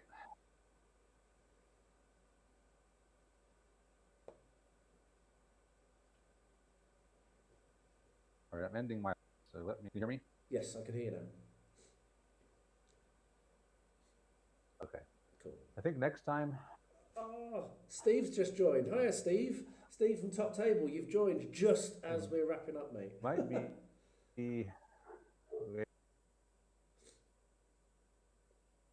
And perfect timing. I'm pretty much done. I got to go to my mom's for lunch. All right. Okay. Well, have a nice lunch, sir. It's been a pleasure. I must say, I've really enjoyed this. I didn't think, I thought that we'd struggle to get to the hour, and here we are. Probably we could have gone on for another, you know, with technology and time, we could have gone on for another 2 hours, I think, nattering away and painting. So it's been really good fun, Travis. Really enjoyed it, mate. Yeah, we could. I still have 2 tank traps. I did finish 2 of the big tank traps, so I'm happy with that. Yeah, cool. And I got a long way along on mine. Cool, man. Well, I better get going. So yeah, let's